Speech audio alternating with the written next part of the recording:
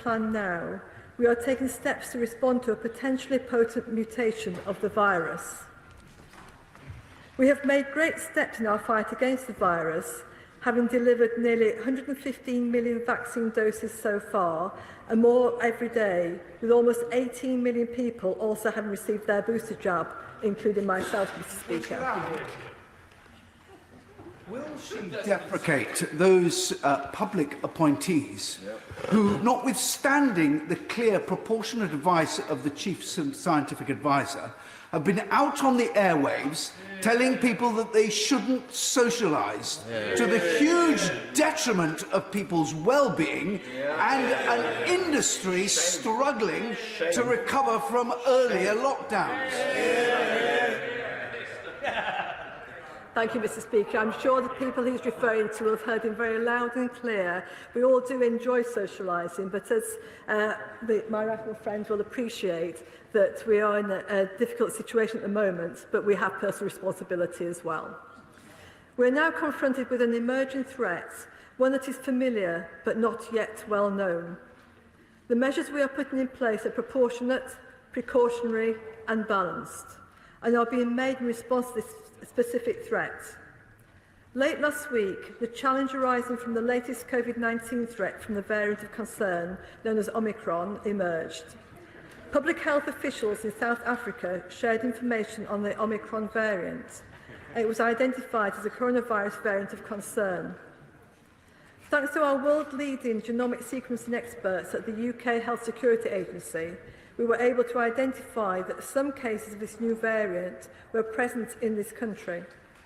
So far, we have identified 14 cases in the UK, and we unfortunately expect to find more in the coming days. I'm grateful. She mentioned the Health Security Agency, and it was the head of that agency that I think my right honourable friend was referring to. I listened very carefully to the Minister's answer. Dr Harris said two things this morning. She said people shouldn't socialise, and she also implied, to be fair, only implied that people should work from home. Now, the Prime Minister was asked about this and made it very clear that was not the government's position and that people should follow the advice. I listened carefully to what the Minister said. I don't think that's quite what she said. Could she be clear that Dr Harris was only speaking for herself? She was not speaking for the government. Minister. Thank you, Mr. Speaker. As the right honourable gentleman said, that what the Prime Minister has said is that we will put in these measures in place, which I will talk more about, and I cannot speak for any other person who goes on the airwaves. I'll give way to the honourable lady. I'm grateful to the Minister giving way because Dr Harris is a health professional. She's a public health professional and therefore really does understand what public health measures need to be taken to secure our well-being against this pandemic. So why isn't the government listening to what public health professionals are advising? Thank you, Mr. Speaker. I would like to reassure the honourable lady that we do listen to the advice of the health professionals all the time. But what we're debating today are statutory instruments on face coverings and self-isolation following travel.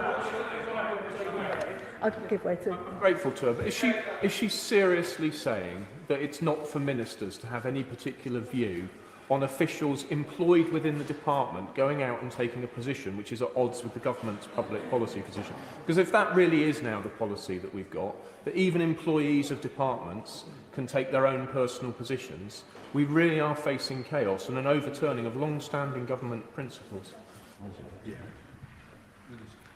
Thank you, Mr. Speaker. I would like to reiterate that I cannot speak for other people, but what I am doing today is putting out the measures that we have implemented as from this morning in a timely fashion, and I think it is the measures that we are considering today, and from a government's point of view, this is the legislation that we're implementing. I'll give way to the... I thank the Minister for giving way and support what the Minister is putting forward. What happens here will happen in Northern Ireland, because the Minister in Northern Ireland said he will follow the instructions of Westminster and the guidelines. If we are aware of the variant coming through and we're aware at this stage that the vaccination we have may be enough to combat that, if we hand wash, if we distance, if we wear masks, surely you can't really, other than really support this. Does the Minister agree that other members should adopt the same attitude? Thank you, Mr. Speaker. Well, I can speak for myself that I've really changed my habits with regard to hand washing since the pandemic began, and much to the detriment of my skin. But I think there are very simple measures that we can put in place that have no impact on the people but help protect ourselves and protect others indirectly. I will give way. I'm most grateful to the Minister. He's been incredibly generous. Can I just clear up something for the travel industry and the airline industry? There were meant to be, and there is an SI on travel restrictions, not least PCR tests on day 2, as I understand it. They are not being debated today. Why not, and when will they be? Thank you, Mr. Speaker. We are debating some travel restrictions today, but self-isolation, but the other restrictions are covered by different legislation and therefore not relevant for this debate.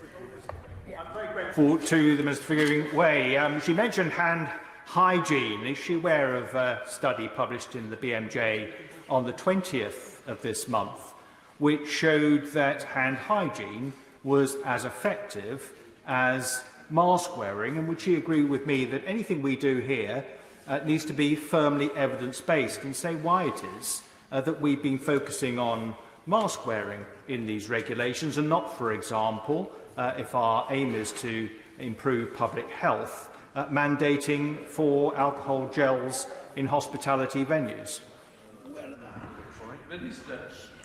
I thank my honourable friend for that intervention. Obviously, with his medical background, he makes a very, very good point, and it's a point I'll take away and look into further. If I may get back to my speech, Mr. Speaker, accordingly, our scientists are investigating Omicron to determine, amongst other things, how quickly it is likely to spread and what the impact may be on the immunity that so many of us have acquired through vaccination. I must make some progress, if I may. I'll give way to the Honourable Lady. I thank the Minister for giving way. And on the point in terms of immunity, a lot of people who are immunosuppressed are extremely worried. I've asked the Secretary of State on several occasions whether or not they will consider doing antibody testing so that that population has some idea of whether or not they've got any protection and whether or not they need to go and adjust things in terms of their working lives. Thank you, Mr. Speaker. And I've heard the Honourable Lady talk about this before, and I take her point really seriously. It is partly about antibodies and partly about T cells, and obviously the science behind it is quite complex. So I'll take her point away and get back to her on that issue. Will she allow? I'll do one last, and then I really must make progress. My honourable friend is the kindest of ministers for giving way. And on the question of the severity of the new illness, I wonder if she has data to hand that any of those new cases of Omicron in this country that she mentioned, have any of those been detected in patients hospitalised with COVID? Thank you, Mr. Speaker. I'm not aware of that, and it is something that obviously may be not in the public domain due to confidentiality. I must make some progress now. Meanwhile, the government has responded quickly to introduce temporary and targeted package of precautionary measures to combat the risk of transmission. The aim of this package is to buy our scientists time to investigate and gather information on the Omicron variants and to continue to build the protection that vaccination provides. This package comprises the requirement for people to wear face coverings in shops, shopping centres, in transport hubs and on public transport. The requirement for those returning from abroad to take a PCR test by day 2 and to quarantine until they receive a negative PCR test.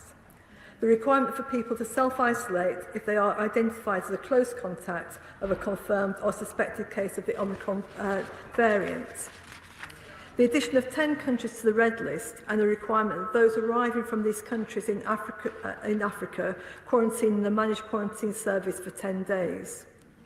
Across England, at 4 o'clock this morning, face coverings became mandatory in all shops and shopping centres, which includes supermarkets, banks and close contact services such as hairdressers, and on public transport. Now, I must continue. and in transport hubs, including taxis and private hire vehicles. From the same time, close contacts with a confirmed or suspected case of COVID-19 Omicron variant will be legally required to self-isolate. These measures will remain in place until the end of the day on Monday the 20th of December. By this point, we will review the measures to see whether they remain necessary. We do not wish to keep any measures of this nature in place any longer than is absolutely necessary. However, these measures are an important step in the fight against the virus, particularly while we wait to discover the full implications of the threat from Omicron. I will on face cover. I thank Mr. Given Way. The word mandatory was used, but isn't that actually a word in this statutory instrument? In practice, it's unenforceable, isn't it? As Darren Pearce, the manager of Meadowhall Shopping Centre, said in evidence to the Select Committee, the biggest problem we had last time was about trying to get face coverings to be worn. I saw a group of young people going to Meadowhall saying very loudly, if they ask you, just say you've got asthma. And then they say you've got asthma, we're exempt, and there's nothing anyone can do, is there? And that caused all sorts of tensions with the shop assistants and with other people who are wearing face masks, who feel that some people are getting away with it. What's the Minister going to do about that situation? I find it quite intriguing, Mr Speaker, that the party opposite has been calling for this measure for some time and now introducing it and are unhappy about it. I must make some progress. In July, when we lifted most of the remaining restrictions at Step 4 across England, we made it clear that our response to the pandemic was not over. The vaccination programme continues to be a huge success, and vaccines remain the most important weapon in our fight against the virus. However, as we enter this uncertain time, we must do more and we must do it quickly. I know I keep saying one last intervention, but one last intervention. I'm very grateful. I listened carefully to what the Minister said about the timing, and the Government said it's going to review these measures after 3 weeks. And she's right. On the face mask, the regulations expire on the 20th of December. But the self-isolation SI has no expiry date, which means it will run all the way until the main statutory instrument expires on the 24th of March 2022. Why is that? My right honourable friend makes a very good point, and I would like to reassure him that we will continue to update the House over the next few weeks, and that we will not continue to have these regulations in place for any longer than it is necessary. And if I may just finish, that the type of regulations he's referring to are reviewed in legislation every 4 weeks, and are more likely reviewed every 3 weeks. So I understand his point, and I do take it very, very seriously. I wish we weren't in a situation where we've got this conflict, but I'd like to reassure him that I take his point very seriously, and these measures will not be in place for any longer than it is absolutely necessary. The Honourable Lady's been trying... Thank you, Mr Speaker. I'm grateful for the Minister giving way.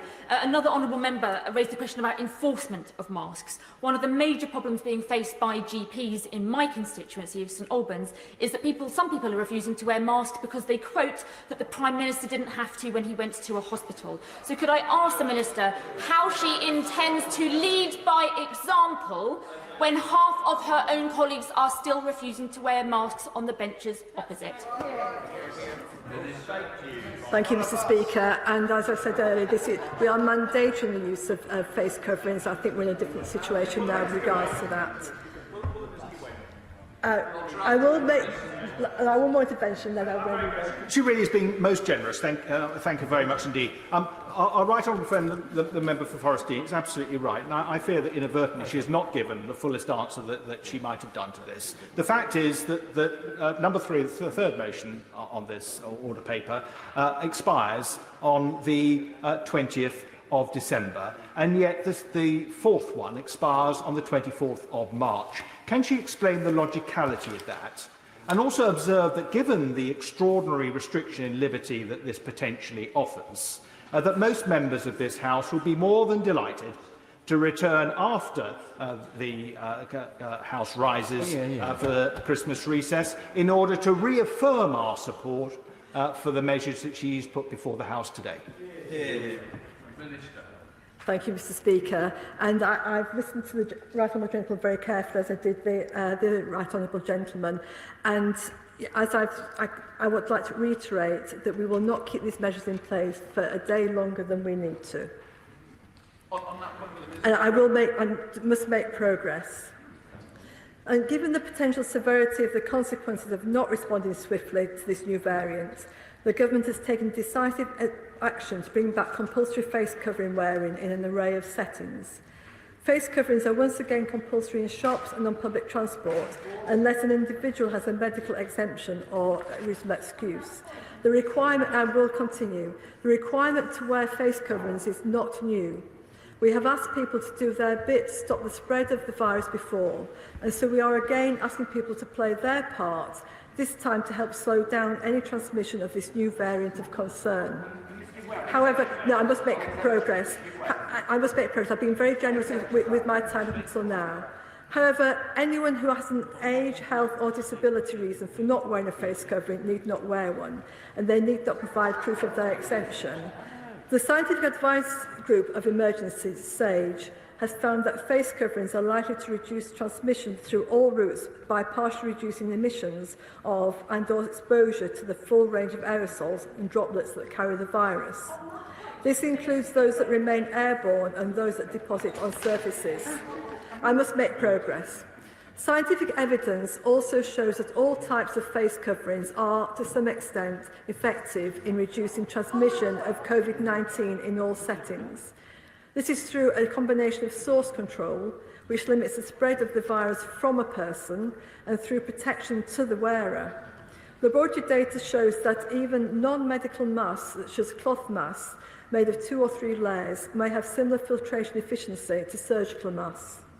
As ever, Mr. Speaker, we are guided by the advice of our scientific and medical experts. We will keep these measures under review and will take further action if necessary.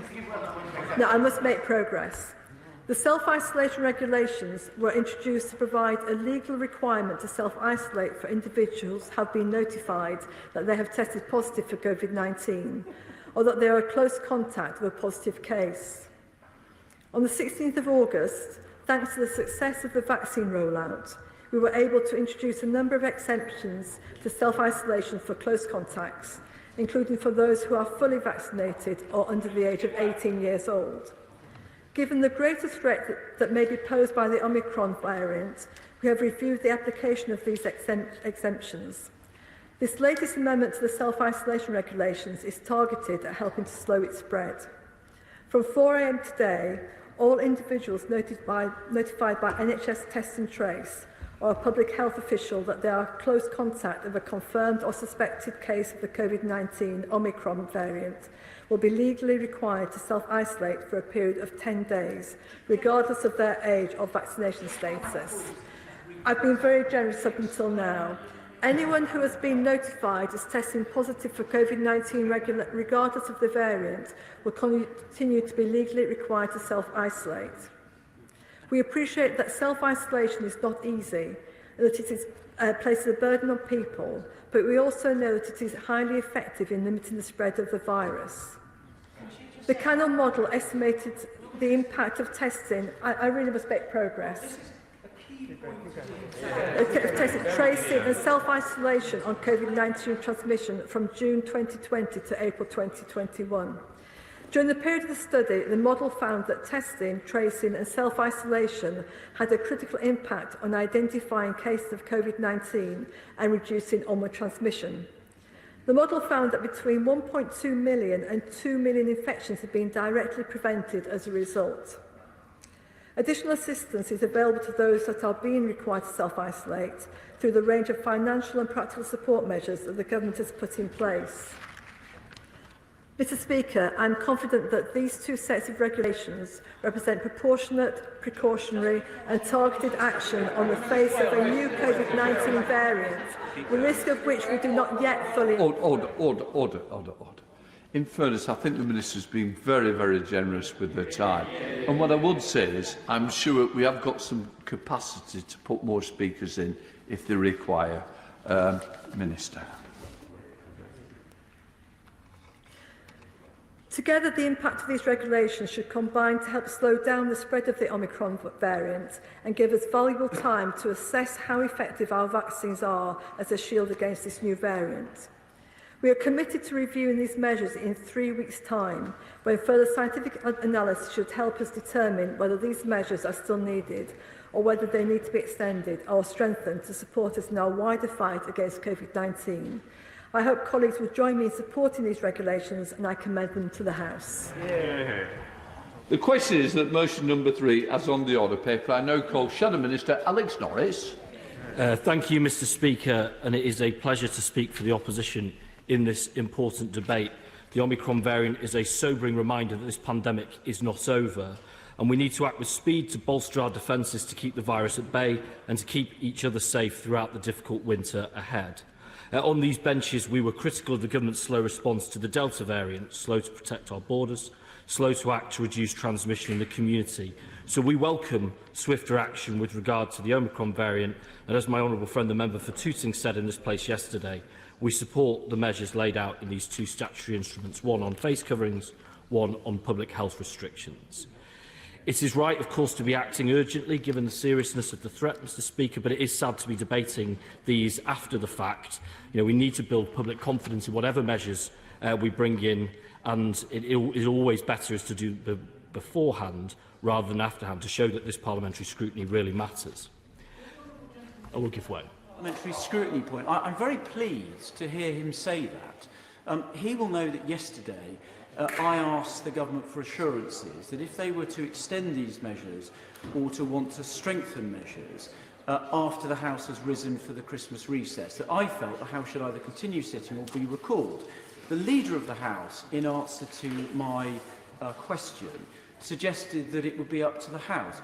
Can I ask the honourable gentleman speaking for the opposition if he agrees that if the government brings forward strengthened measures or wants to extend these, after the House has risen, does the opposition support the House being recalled so that we can debate the matters, vote on them in advance, or is he prepared to give the government a blank cheque? I'm grateful to the honourable member, right honourable member, for that intervention. My predecessor as Member of Parliament for Nottingham North had himself a strong period around recalling Parliament in 2003, so he would smite me down if I dismissed him out of hand. He's trying to draw me on a hypothetical, which I'm not going to do that. However, what I would say is, when we were getting through the backlog of such SIs over the summer, I said to the Minister then, the Honourable Member for Bury St Edmunds, that I would have met at any hour, at any time to get through some of them, because they were weeks and weeks delayed at some point. So I haven't changed my view there, though I suspect I will give way to I thank the honourable member for giving way, and specifically on that point that my colleague just raised, representing the party that he does the Shadow Minister therefore think that we should come back before Christmas, or maybe after Boxing Day and before New Year, if the House is to be recalled? The honourable member for Lincoln's question makes me think that he's got some plans booked. If the honourable member is trying to book a weekend away, I would not let me set those dates for him. So turning to the regulations, starting with the Health Protection Coronavirus Wearing Face Coverings England Regulations 2021, number 1340, it is right to reintroduce masks on public transport, in shops and other settings, including banks, hairdressers and post offices, for those who aren't exempt. This is a measure that should never have been abandoned, and whilst mask wearing in public spaces forms part of the government's Plan B, it was always on our bench as part of our Plan A rather than an emergency measure, as was encouraging working from home where possible. I will give way. I'm grateful to my honourable friend because I'm slightly confused by these measures, because surely within any indoor setting the risks are the same, and whether you're on public transport, in a shop or some other indoor space, the risks still exist. So could he tease out maybe why there is an inconsistency within these regulations? Yeah, the honourable member for York Central makes a very good point that I will cover shortly, but I would say that yes, of course it should apply to public transports and shops, and also I would say to the House of Commons chamber, but I'll get to that shortly too. I'll give way to the member. Thank you very much. I thank the honourable member for giving way. Last night I walked past the shadow cabinet room and there was quite a party going on inside the room last night, and I popped my head round the corner. There was lots of drinking and shuffling going on. You know, that's fair enough. That's the rules at the moment. Knock yourselves out, it's nearly Christmas. But why is it okay to come into the chamber and tell us all one thing in front of the cameras and do something completely different behind closed doors? If the honourable member is seeking to redress grievances relative to what parties he has and hasn't been invited to within the Labour Party, I'm afraid I'm simply the wrong person to address those concerns to. But I would ask that the Minister, in order to build confidence in this issue, publishes the guidance that she and her colleagues have relied on, that say that public transport and shops are areas of likely transmission, but hospitality, for example, is not. Because, again, we do need to build confidence in that way. Regarding public transport, Mr. Speaker, anybody who's taken on journeys on public transport in recent months will have seen firsthand a lack of compliance, and that's, of course, just the Prime Minister. But beyond that, all of us will have seen that on the tube or similar on our commute. I'll give way. Just on the enforcement point, and I like him, have probably travelled on the tube in recent months and seen a lack of compliance. But the enforcement on the tube is, of course, handed over to TfL officers. Does he think that the London Mayor should be doing more to enforce mask wearing on the tube? I'm grateful to the member for working for that intervention. I mean, we obviously will now see how these regulations are effective. They've only been going, 9.5 hours. But I do have reticence, as I'm going to get to very shortly, about members of staff whose primary job has not traditionally been to enforce such measures now being put into that place. And I think that gets to the point that the honourable member for Sheffield Central was getting to. So on enforcement, I will give that. Thank my honourable friend for giving way. The issue surely is that enforcement is impossible when people can just claim an exemption. And you're not allowed to ask, why have you got an exemption, can you prove it? Right from the very beginning, shouldn't we have had a system in place where if people wanted an exemption, a medical exemption, the Minister called it, then there had been medical confirmation that someone was entitled to it because they had a medical condition which meant that wearing a mask was actually damaging to their health. I'm grateful for the honourable member's intervention. I mean, we're certainly after the fact now on that.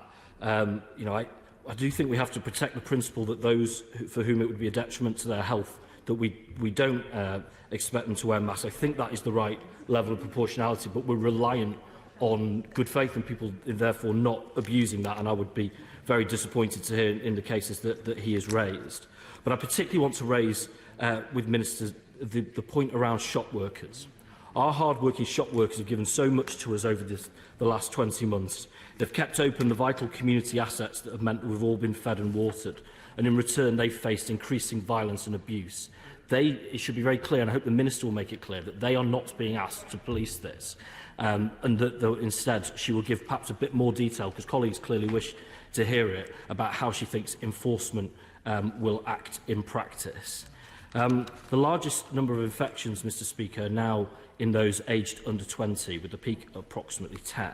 This is a big part of continuing transmission, but the changing policies and the drifting policies on masks has created confusion across schools, colleges and universities. Could the Minister confirm the new requirements across all settings? I'll give way. For giving way. I'm very pleased that the compulsory mask wearing hasn't been extended to the hospitality sector. I think it would be deeply damaging for those businesses if that had been the case. Could the Honourable Member confirm the position of Her Majesty's opposition on this issue? Because I think I heard something yesterday, perhaps something slightly different just now. I'm grateful to the Honourable Member for Ipswich for that intervention. It's hard given that it's not on the face of these regulations. So what I've asked in a minute or so ago is that the Minister be clear about why that differentiation was made, and then all honourable and right honourable members will be able to make a judgment as to whether that was a wise or not wise decision. I've given way to the member for Lincoln. I'm not ruling out doing it again, but I'm not going to do it immediately. So to move on to ventilation, which links to education settings, Mr. Speaker, Throughout this pandemic, we on these benches have called for a radical upgrade in the ventilation of public buildings, particularly schools. And we know that that's not something you can just click your fingers and do. It's more expensive and much harder to do and more time-consuming than asking people to wear a mask. But it is a particularly effective intervention. 18 months into this pandemic, could the Secretary of State, could the Minister update the House on how many public buildings now have proper ventilation systems as a result of decisions taken during this pandemic? I'll give way. I'd be grateful for the honourable member opposite. Has the opposition done any costing of how much it would be to implement ventilation en masse across the educational setting? I'm grateful for the honourable member from Bosworth for his intervention. I mean, first of all, he slightly goes further than I did in saying that it should be rolled out immediately across all schools. Of course, there would be significant financial implications. It would, of course, be very good for British business too. What we're seeing, I think it's very clear to foresee through this pandemic that in the future, better ventilated public buildings would be a significant part of building regulations in general. What I'm seeking to get from the Minister is any sense that any, never mind all, have been done at all. I'll give way. To the Minister for giving way. Can he cast his mind back to the debates we had on smoking in public places? And what he's suggesting is properly engineered extraction ventilation. Then we kind of dismissed that during those debates, though many of us would have liked to have seen it as an alternative to an outright ban, because of the sheer engineering cost of doing that. And what is he proposing simply opening windows? What exactly is he proposing when he says we need to improve ventilation? Because at one extreme it's going to be murderously expensive and virtually impossible, and at the other it's simply opening the window. I'm grateful to the honourable member from South West Wiltshire for that. I can't cast my mind back to that debate because I believe I'd just started secondary school when that had taken place. However, I can foresee the issues that were raised. I mean, I wouldn't actually do down the idea of opening windows. That in and of itself would be a good thing to do, and I would support that. What I'm saying is that there are certain places where that will work less effectively than others, and we ought to have some sense of, certainly building by building, what might be an effective measure. As I said in my prefacing remarks, I don't think this is something that you could just click your fingers and do easily, but I would like to get a sense that we've tried to do any at all, and I've yet to get that, and I hope the Minister will disabuse me of that, but I will give way. I'm grateful to the honourable gentleman for giving way. I raised the issue of ventilation last summer because we've known for a long time that COVID is airborne, and wrote to the Chancellor on 2 occasions asking that he at least remove VAT to help businesses and public bodies who pay VAT to actually afford it. Sticking 20% extra on the cost of a ventilation system seems quite weird in the middle of a pandemic. Yeah, I'm grateful to the honourable member for Central Ayrshire for that intervention. I mean, it gets to the root of it for me is that we've been talking about this for a long time. What I'd really like to hear from the Minister in closing, Mr Speaker, is whether or not any action's been made, any progress whatsoever in this area. So turning to the regulations number 1338 regarding self-isolation. So these regulations govern new rules around self-isolation after contact with a person who is suspected to have contracted the Omicron variant of this virus by removing the exemptions to self-isolation. Now, this will be frustrating. We saw this in the summer, Mr Speaker. It will be frustrating for those who would otherwise be able to avoid self-isolation requirements through being vaccinated, but now will have to stay at home for a full period of time. However, it is right that as we wait to see how our vaccines and antivirals respond to this new variant, that we prioritise caution and seek to limit community transmission as much as is humanly possible. But I hope and I think the Minister may have got this sense from colleagues, the eagerness to know more in this, but I hope the Minister will tell us when she thinks she's likely to have enough information about this variant that she can return to Parliament to say whether the government feels that this regulation ought to remain. But there is, of course, Mr Speaker, a significant gap in the fence of these regulations. This gap has existed throughout the entire pandemic, and it is bewildering that we as an opposition are still having to raise this, and that relates, of course, to fixing sick pay. What we have learned throughout this pandemic is that the overwhelming majority of the British people want to do the right thing to protect themselves, their family and each other. But where this falls short is when they're forced to pit this against their need to feed their families. Sick pay, both in rate and availability, has proven insufficient to protect families against this horrendous choice. So these regulations will be weakened. They'll be weakened when people ignore their symptoms and go to work, weakened when people say they're self-isolating and are not, and weakened when people turn the app off to avoid being a close contact. Surely ministers have learned this lesson over the last month. I'm surprised that we didn't hear more from the Minister on that. Moving on to travel, and the Honourable Member for South Dorset raised the regulations relating to red list travel. Now, my understanding is we're not talking about those today because they were laid via the negative procedure, but elements within that relating to testing will have an impact on Regulations 1338. Last week, we suggested that the Secretary of State begin PCR testing for those entering the country, so I'm pleased that the Government has listened and has included day 2 PCR tests in the measure that announced yesterday. But there are still holes in our defences on international travel, and I'd be very keen for the Minister to say how she and her colleagues have reached the decision to only introduce day 2 testing and to not reintroduce pre-departure tests. I'd be very keen to know the scientific basis behind that. And we've heard, Mr Deputy Speaker, many reports of private tests not being followed up, especially those perhaps that were by those offering the cheapest prices. What is the Government doing to enforce this and to make sure that if we are bringing back day 2 PCR tests, which we support, that is actually effective? So, bringing this to a conclusion, Mr Deputy Speaker, because I'm conscious of how many colleagues wish to speak in this debate, this is a concerning moment in this pandemic. What we've learned over the last 18 months is that it's vital that at moments like this we act decisively. We are pleased to see these regulations come forward. Indeed, in the case of mask wearing, it was premature to have stopped at all.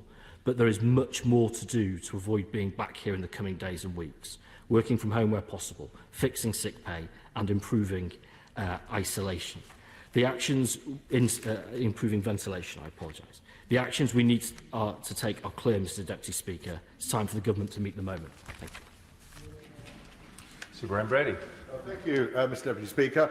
I shall be brief in my contribution to this debate. I have a number of concerns, though, about these regulations and, first of all, about the manner in which they've been introduced. And I'm glad the honourable gentleman opposite made this point at the opening of his remarks. Why?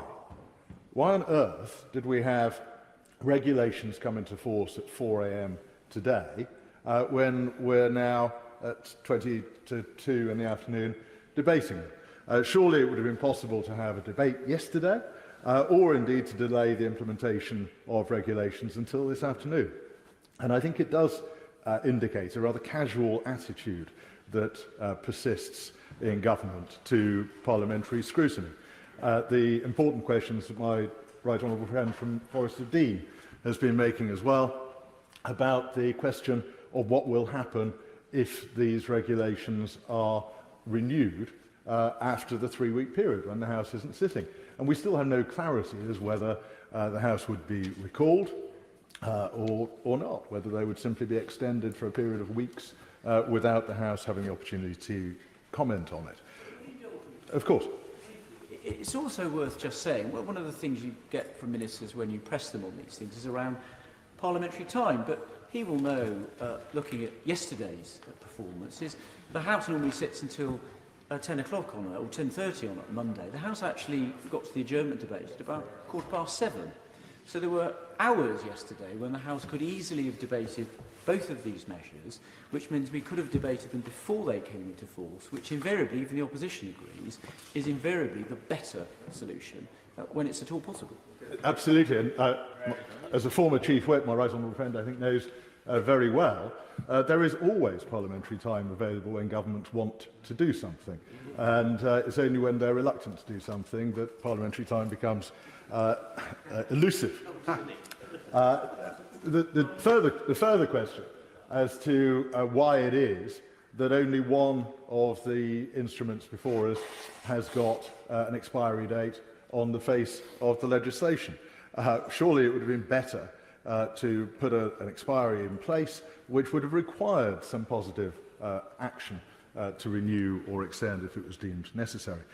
I think there are also some very serious concerns about the efficacy of what is being proposed. I think we know enough by now about COVID that we can see which interventions are ineffective, Mr Deputy Speaker. We can see that even full lockdowns possibly delay the spread of COVID they don't eliminate it. And in this instance, I'm intrigued to know from the Minister if the government's research were to find that this new variant is effective in evading the vaccines, what action exactly do they propose then? Surely not to return to a full lockdown, knowing that would simply defer a problem for a period of days or weeks or months. Happy to. Fred, if he recalls, the reason for lockdown was to reduce a potential impact on the National Health Service. Would you agree with me and everybody who's opined on the subject that there is no conceivable way in which our NHS is going to be overwhelmed by this? That would be a remarkable thing, since 90% of us have antibodies right now. Therefore, a justification for a lockdown falls away completely. Grateful to my medically qualified friend for that intervention. Of course, he's right, that is unlikely. There would have to be some evidence of a very different kind of variant of COVID for it to pose any kind of threat of that sort. But of course, he's also right to point out, when we first went into a lockdown, that was intended to protect the NHS for long enough for us to increase capacity in the service for a 3-week period. And that first lockdown then spread into 3 months. And this, I think, is the most important thing that this House should be guarding against, the mission creep that allows government simply to introduce restrictions, then further restrictions, to extend them, just to get into the habit of regulating what we do. And this is really my most important concern of all. In the summer of 2020, the Prime Minister said that it was time to move on. It was time to start to trust people to make decisions for themselves. I rejoiced at that and thought what a wonderful thing it was that we were moving to a point where we would advise people, we would inform people, we would make sure they had the best evidence to make decisions in their own lives. But now we see the first instinct of government when we don't even have any evidence that the Omicron variant is worse in its effect, and there is some suggestion from South Africa that it might be less severe, but the first instinct is to introduce further compulsory measures and regulations, obviously relating to face coverings in some settings, but only until the 20th of December, relating to self-isolation and the measures which affect the travel industry, and particularly the move back to PCR tests at day 2. Of course. We're about to have another pandemic as we approach Christmas, to the huge disadvantage of enterprises across the country. And it fundamentally undermines the other main effort of the government to increase vaccinations. Because one of the advantages of being vaccinated is that you don't have to self-isolate if you're in the company of someone who's infected. But if you take that away, you're removing one of the incentives, the principal incentive, to get vaccinated. Margaret Fred is absolutely right.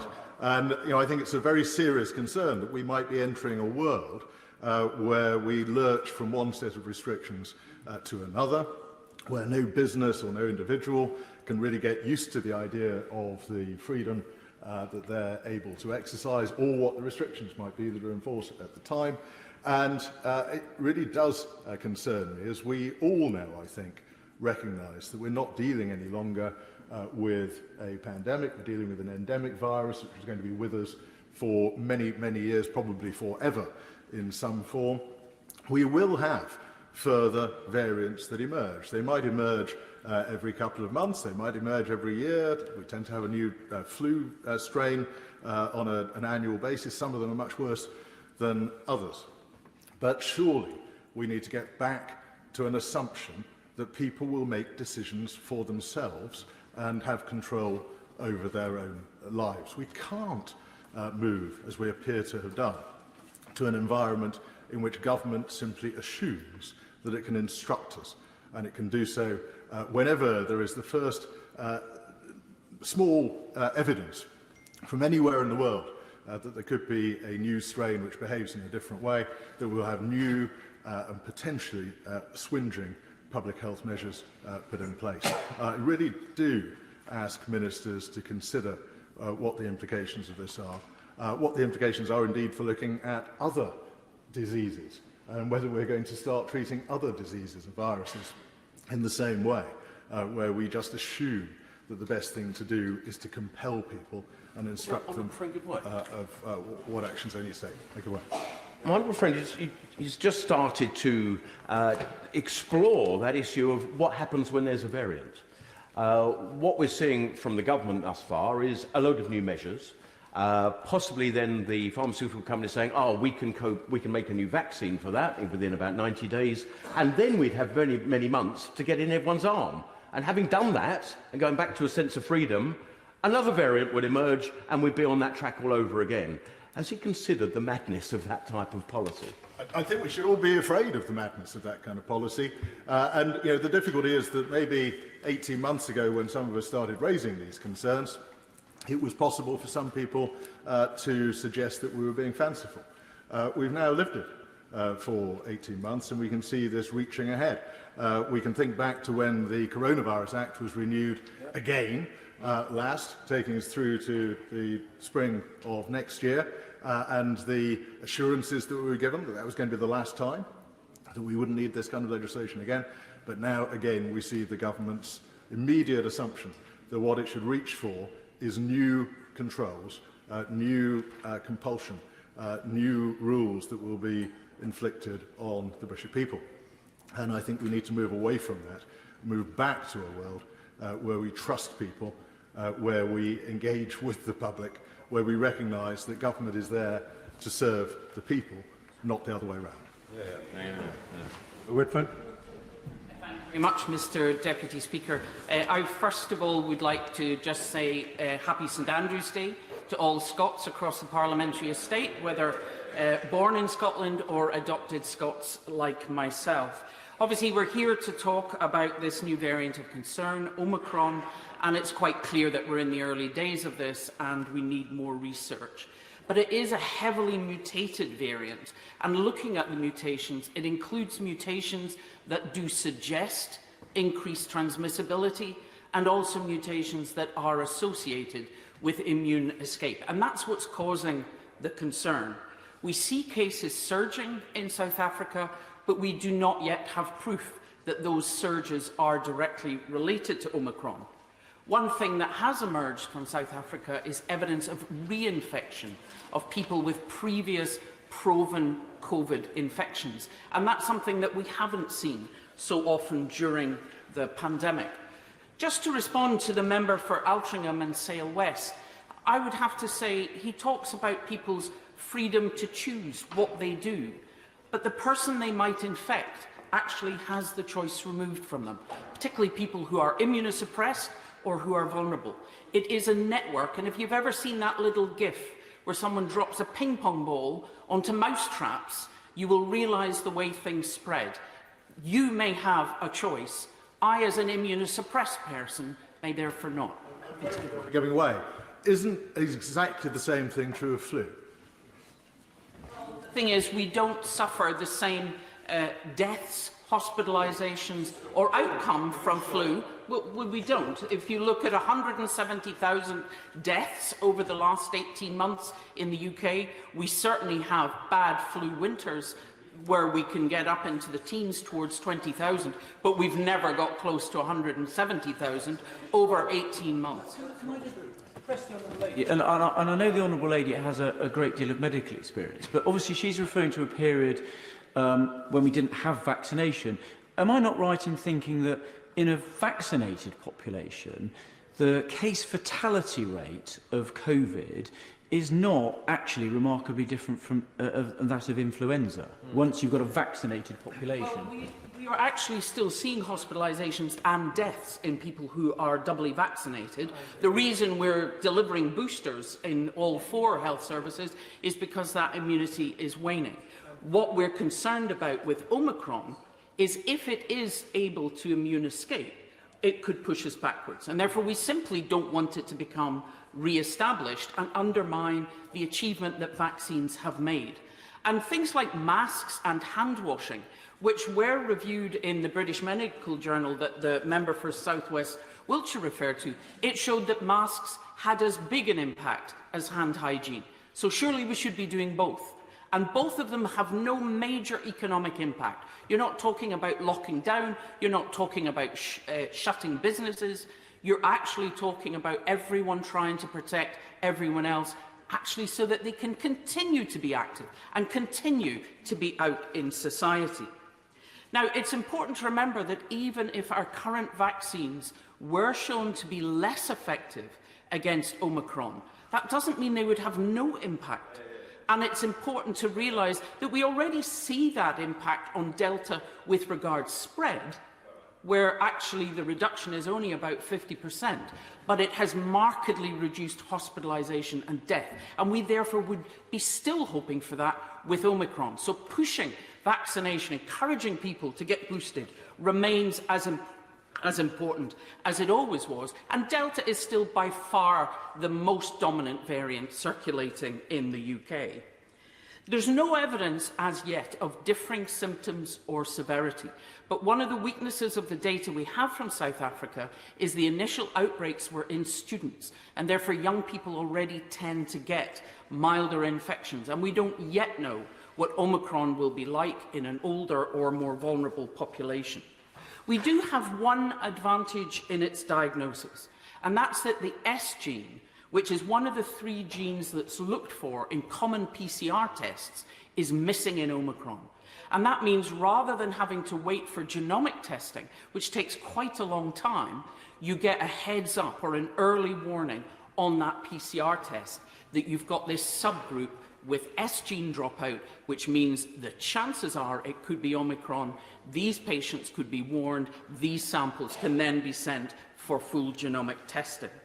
In Scotland, it's a retrospective review of recent PCR results looking for S gene dropout that has identified the 9 patients in Scotland. And I assume similar work is happening in the other nations across the UK. In contact tracing of the 9, there's no evidence of connection either to COP26 or even the South African rugby game. But of course, tracking continues. This does mean that PCR testing is even more important. Lateral flow tests, which we're all doing, hopefully, on a regular basis before coming here, of course can't detect variants. It's a simple yes-no that you do yourself. There is no access to take further analysis. And of course, lateral flow tests had been allowed as part of the travel testing. In the Netherlands, they tested 600 passengers arriving from South Africa and found 1 in 10 had COVID. Now, that's an incredibly high incidence, much higher than what we have anywhere in the UK. And 1/5 of those were already Omicron. So Omicron is not just in Southern Africa, it's not just in the UK. Because of the use of lateral flow tests, it's probably already more widespread than we think. I therefore welcome that the government has returned to day 2 PCR testing rather than lateral flow for travellers and is quickly re-establishing quarantine. But they should have a PCR test before they travel. It's rather, shutting the stable door if you find someone's positive when they've just spent 8 hours on a plane with hundreds of other people. I'm happy to. I thank the Honourable Lady for making way. Is she not concerned, as I am, that there is too much emphasis on PCR testing for tracking variants of concern? During a 3-week period in July, there were 500,000 PCR tests, 7,000 tested positive for COVID. Only 5% of those 7,000 were tested for variants of concern. So it's not quite the silver bullet on variants of concerns that she might hope it would be. Well, I wasn't claiming it was, because genomic testing takes a couple of weeks, generally, and therefore, actually, you're too late to isolate. What I'm saying is that in this variant, as in Alpha, but not in Delta, there is this missing S gene, which means that on that initial test, which is taking 6 hours or the next day or whatever it is, you're already getting a heads up that you're dealing with a case of Omicron. You then can go on and do the genomic analysis, but you're already able to reply to that patient and say, we think you have this variant. You need to isolate thoroughly, and you need to isolate longer. I will. I thank the Honourable Lady for bringing her medical knowledge to the House. It's very, very interesting, particularly on the SG gene. I don't know what magic goes on within a lateral flow test. You know, we put the drips on one end and one band hopefully appears and not two. Could a lateral flow test be adapted to be specific for this type of variant? I think you'd be talking about redesigning for a whole new antigen. It's actually just one of the advantages that we get from PCR. PCR is looking at genes. That's basically what it's doing. I'm not going to talk about the whole big long name of what PCR stands for, but you are looking at genes, and we're given this little advantage that is a benefit to us that we already get that heads up. I don't think it is feasible in any reasonable timescale to change lateral flow tests. So I think we're lucky that this one has S-gene dropout and we will get an early warning. But one of the issues about only focusing on a day 2 PCR and that if you are negative you're then released, unlike what's being discussed for domestic isolation, is that the incubation period of COVID generally is much longer than 2 days. It has generally been reported as an average of 5 days and can extend up to longer than that. So that there's a real danger that if you have arrived in the UK and you may have had contact, you get a negative PCR day 2 and you go about your business, but actually it's false reassurance. And that's why the Scottish and Welsh governments have asked for a COBRA meeting to debate the evidence that is there on a 4-nation basis and discuss about having at least 8-day isolation for travellers with a day 8 test being negative required before people could release. And the Prime Minister should listen to that, because one of the issues we had in Scotland when we tried to maintain stricter and broader hotel quarantine is the majority of long-haul passengers arrive through hubs such as Heathrow. And therefore the devolved nations have no ability to impact on that. And we should be looking at trying, indeed working with the Republic of Ireland, to have the whole common travel area safer from the point of view of how we move about inside it. Thank you very much, the member from Central Ayrshire. Just before she finishes, I'd just like to ask from this side, which obviously isn't as sparsely populated as the opposition benches, which I do welcome those that are here. But I presume, in speaking on behalf of the Scottish National Party, and considering what's happening later today, I presume your party is going to be, the SNP are going to be supporting the government when that vote comes forward at the end of this debate. Well, this debate, and this is the reason why my colleagues are not here, this debate is largely about regulations within England, and therefore, we don't normally vote on English matters. We haven't normally voted on your COVID regulations. But the one aspect is this around testing and isolation of travellers. So we support it. We just think it should go further. Now, with regards to domestic precautions, Scotland never got rid of mandatory masks. Basically on public transport, in shops and in schools. And what we haven't heard the Minister refer to is, are they planning to reintroduce mask wearing in schools? Because at the moment, with vaccination and its impact, what we're seeing is that the bulge and peak of cases is moving down and is in younger and younger teenagers and primary school children among those who are unvaccinated. So if it's not masks in schools, I would come back to, is there a plan to install CO2 monitoring? Is there a plan to install ventilation? How do we actually reduce the incidence in schools? I'm happy to give way. She maybe just answered some of the question, but I just wonder if she might set out what her assessment of the impact of mask wearing in Scotland on case numbers. And is the case of the younger children, is it not just testament to how well we've done at keeping them apart and proof that we cannot hide from the virus when we do come back together? Well, at the moment, it's very difficult. Cases go up and down and we swap positions. At the moment, Scotland has the lowest incidence at 349 per 100,000. Northern Ireland has the highest at well over 600 per 100,000. But obviously we have whole baskets of measures, so it is harder, other than in the review that the Royal Society published last June and in the BMJ paper of just a week ago, to pick out exactly which measures are having the impact. The BMJ found masks and hand hygiene were equal in their impact and actually bigger in their impact than physical distancing. And therefore, to me, they enable people to engage and they enable people who are vulnerable to feel safe and come out, because otherwise those who were shielding are going to be stuck in their houses all over again. And while mask wearing wasn't mandatory in England, it still remained in the guidance of this government, if in a busy public space.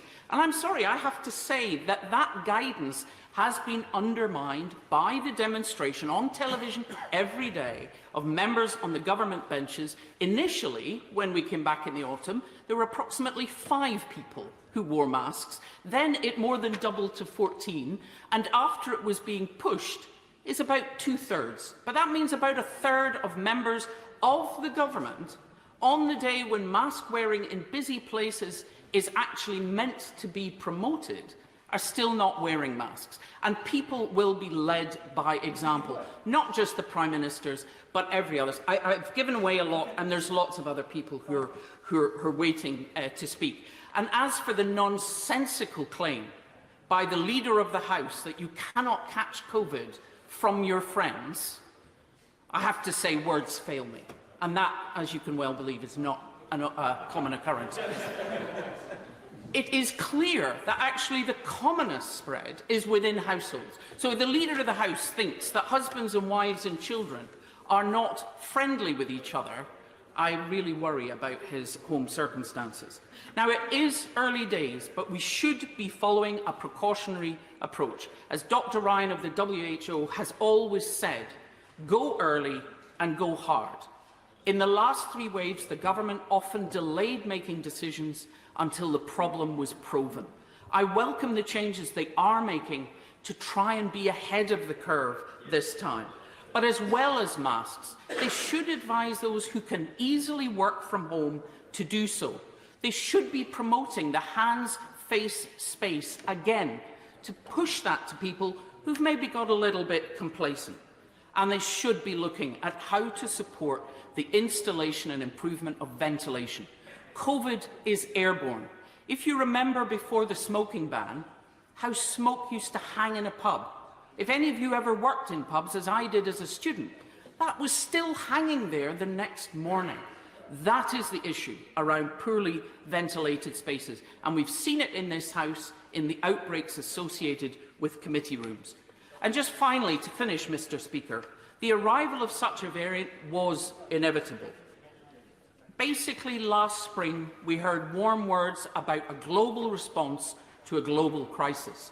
But while over 85% of adults in the UK have been doubly vaccinated, it's less than 4% of those in low-income countries, including many who have not been able to vaccinate their healthcare workers.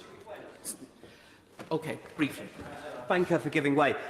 The evolution of an immune escape variant, which maybe Omicron is, does that occur because of a vaccinated immune population or because of a naive population? Well, I think its emergence in southern Africa would suggest that it is from a naive population. But one of the issues around our complacency and reliance on vaccination here, while allowing very high case numbers, is using Darwinism, you can actually be pre-selecting for vaccine-resistant variants and mutations, because those are the ones that will get a grip. The ones that are vaccine susceptible will not, because we are so vaccinated. So actually allowing high spread, which means common mutations, is a problem wherever it is. But in the naive populations in the global south, there is a real danger. They don't have testing, they don't have the materials, they don't have genomics, and they don't have vaccine. And therefore the danger is you get a variant that's building up and then eventually will come to Europe, will come to the UK. And sending occasional batches that are almost out of date, as we heard reported recently to the APPG on coronavirus, doesn't allow governments in the global south to prepare and use those vaccines within their date. The UK is still among the countries blocking a TRIPS waiver. And we must realise it's not just a matter of sharing some leftover doses. We need to massively increase global production. And that means sharing intellectual property, sharing technological expertise. Because if anything, this variant should be a reminder that no one is safe until everyone is safe. Steve Brine.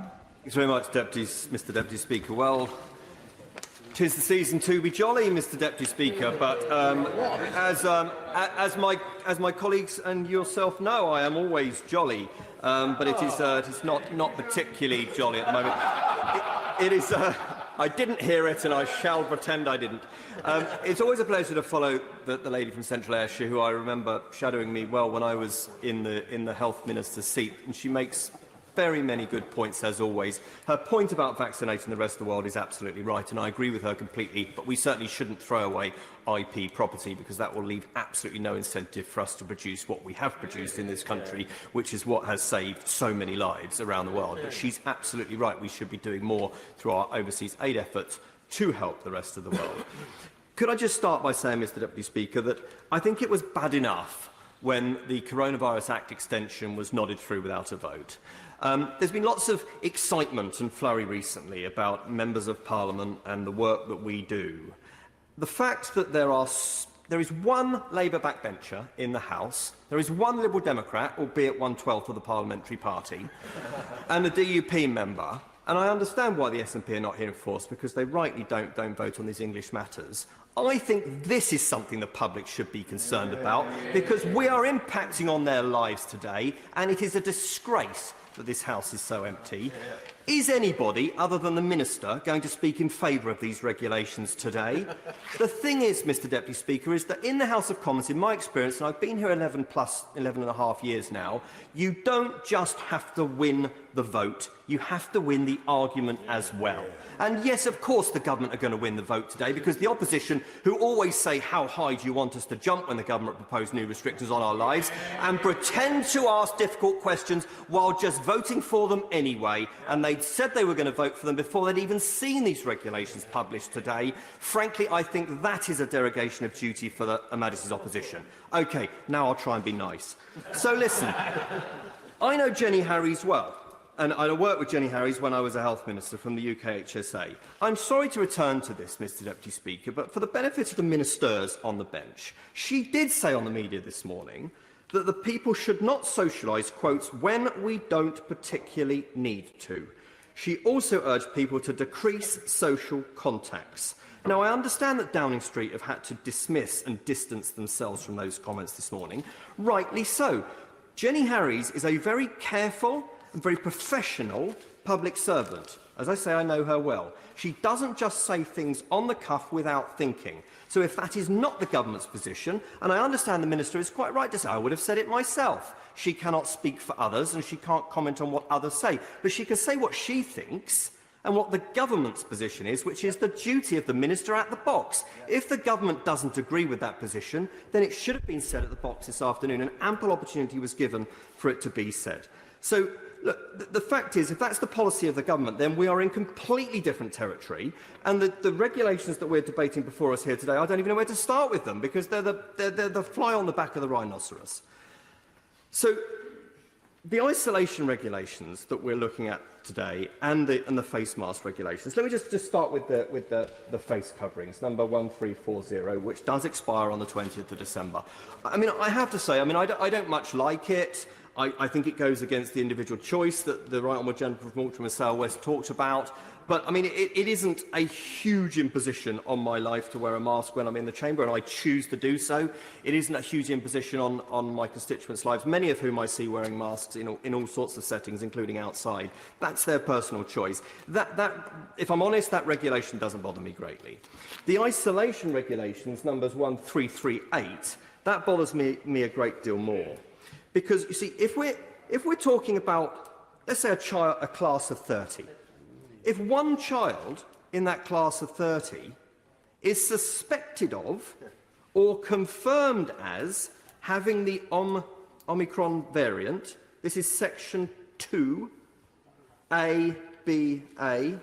I know, how are the public meant to follow this?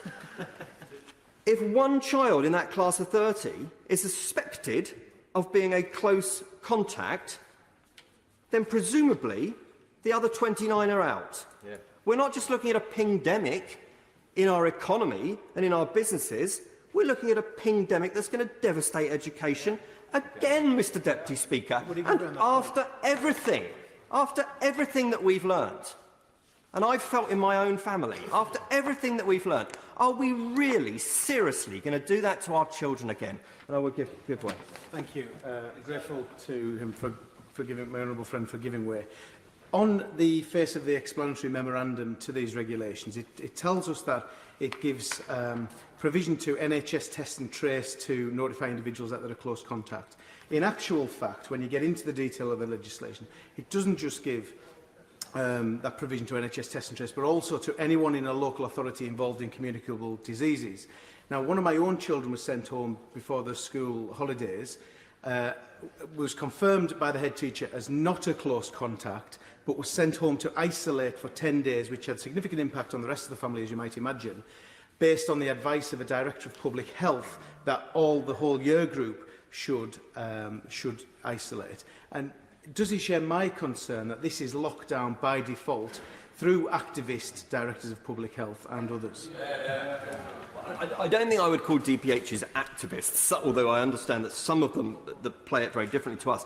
At the end of the day, what I would say to my honourable friend, through you, Mr Deputy Speaker, is that it is the job of this place to get legislation and regulations right. And if we draft them as such that they are so wide and so loose and so flexible that any Director of Public Health could be activist if they were so minded, then that lays at this door, not at that door. So I would ask the Minister, in the summing up, to define suspected case.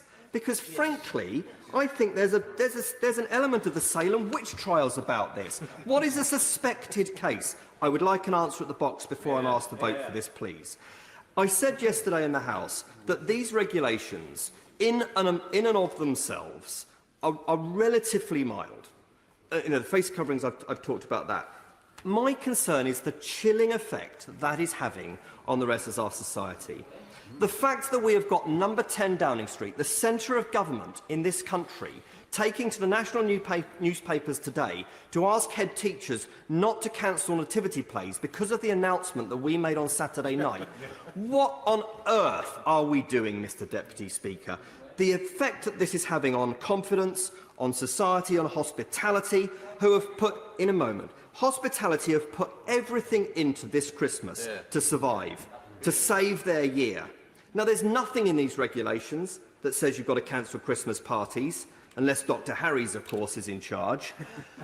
But there's everything in the language and the narrative that's coming out of government right now that is causing Christmas parties to be cancelled left, right and centre. And I've seen organisations in my constituency cancel events that were due to happen within the next few weeks on a just-in-case basis. So it's a chilling effect of these regulations, and we shouldn't underestimate that just because it's not written in black and white. And give way. I'm most grateful to my honourable friend. And does my honourable friend share my concern of the fact that the business sector should have been involved in these decisions? I've had several emails from travel companies in my constituency who have seen their potential bookings drop off a cliff because of the PCR test and the cost attached to that. And my honourable friend's comments of the chilling effect goes deeper than what he's saying. It's actually got a huge business impact as well. And if these are being brought forward, it's got to be hand in hand with the Chancellor and the Business Department, surely. Well, look, I mean, having been a Minister of the Crown, I know, and obviously these regulations will have been, you would hope, have been through the right round process, albeit an accelerated right round process. But my honourable friend is absolutely right. The travel industry will be concerned that the regulations that haven't been moved today are not being debated in this House. And yes, I am greatly concerned. And I have to say that I do agree with the opposition on departure testing, because I think that other countries, Netherlands, for instance, have done that. And I think that I don't think that the opposition have had an answer, actually, from the government, from the Treasury bench, about why they've chosen to not do that. And I'd like to hear that in wind-ups too. I'm very grateful. You touched on an important point there about the process within government to make sure all aspects are considered. And what normally happens is regulations are thought about. There's a right-round process, which, for the benefit of those listening to the debate, means all government departments have the opportunity to input. One of the things we discovered on COVID regulations was that right-round process does not operate in the normal way. So one thing through him I would ask the Minister to clarify in the wind-ups is, as these regulations were being drafted, were other government departments consulted and have the usual opportunity to input, or was it purely done in the Department of Health and number 10 Downing Street? Yeah, and I thank my right honourable friend from the Forest of Dean for that, and that will have been heard on the Treasury bench. Just a couple other points, Mr Deputy Speaker. I don't understand the timing here. What will we really know in 3 weeks' time that we don't know now? And that then calls me into question the 3-week rule. South Africa does not give us the insight into the progress of the virus under this variant that we were able to take, say, from Italy, with a broadly similar European population, this time last year. It is a much, much younger population. It is sadly, a greatly under-vaccinated population. And as the lady speaking for the SNP said, it was spreading like wildfire among students who, of course, are younger and fitter and therefore less susceptible to serious illness from this variant. So last time to the gentleman from the DPP. Giving way has been generous. And would you accept that the evidence from South Africa so far is that there have been very few hospitalisations as a result of this, yet we're introducing regulations in the United Kingdom which are causing economic disruption, which are causing people to further anxiety, and which in fact are going to disrupt all of Christmas for a variant which we don't even know whether it's going to have a severe impact on the UK anyhow. I would accept that, but I would also accept that the scientist that discovered this variant and has said on media this weekend that it often is a less serious disease than Delta variant. But I think, notwithstanding the point I just made about the people that it has infected in South Africa, younger, unvaccinated, it's not. My point being is that, given that numbers are so small in this country, I fail to see, and maybe the Minister can illuminate me through an intervention now or a wind-up, I fail to see how in 3 weeks' time we will be any the wiser, and maybe that explains why the isolation regulations go through until next March. So I am concerned about that, Mr Deputy Speaker. And then finally, I just wanted to return to my Winchester constituency, and I've raised this in the House now twice, is that I spoke to the City PCN, Primary Care Network, in Winchester this morning, which is responsible for some 62,000 people on roll. If you are a patient within the Winchester City PCN, then you will have been contacted as one of the JCVI groups 1 to 9, or anybody who is clinically extremely vulnerable, and you will have been offered a booster. And they expect that to be complete by December the 17th. As for all over 50s as well by December 17th. Once we then move beyond that through until the middle of January, they will then start to offer others. And then from mid-January onwards will be the 18 plus will be offered the booster that was announced by the Secretary of State, very welcome, yesterday during his statement. Lots of my constituents don't live within Winchester City Primary Care Network, and they are able to access through what's the Badger Farm Vaccination Centre. They are being offered, if they go onto the NHS website, to go to Salisbury, to go to Portsmouth, to go to Southampton. This is not easy access for the booster, Mr Deputy Speaker. There is no easy walk-in access for the booster programme in my constituency, and I am inundated with constituents asking that there is why they cannot easily access the booster in Winchester today. The difference between what's being said on the television and by ministers from the box and the reality of what they're able to access at the front line is growing and is a problem. And the Minister has very kindly, so I know she's looking into this for me, and we haven't teed this up, Mr Deputy Speaker, but is kindly going to intervene on the subject. Thank you, Mr Speaker. I would like to reassure the honourable gentleman that I heard what he had to say yesterday, and I've already asked my office to look into this further for him, and as soon as I can, I will get back to him on the matter. And I greatly appreciate my honourable friend, the Minister, for doing that, because I know she's a good friend, and I know that she is sincere in doing that. And I've sent her correspondence this morning between myself and the head of the new ICS across Hampshire, where we're trying to move this forward. So if boosterism works in the sense of COVID-19 and this variant, which is where it probably does work, then all to the good. But let's get those boosters and let's make it easy for people to get those boosters. So, in conclusion, Mr Deputy Speaker, I'm ambivalent about the face coverings regulations today, but the isolation regulations concern me greatly, both in the timing, the conclusion of them, the chilling effect that they have, and unless I hear a very good answer on defining suspected, I won't be supporting them tonight. Thank you. Daisy Cooper. Thank you, Mr Deputy Speaker. The Liberal Democrats will support these regulations, but we have got very grave concerns that the government is not doing enough to protect people, to protect the NHS, and to buy scientists the time that they need to learn more about this new variant. We know that masks are effective.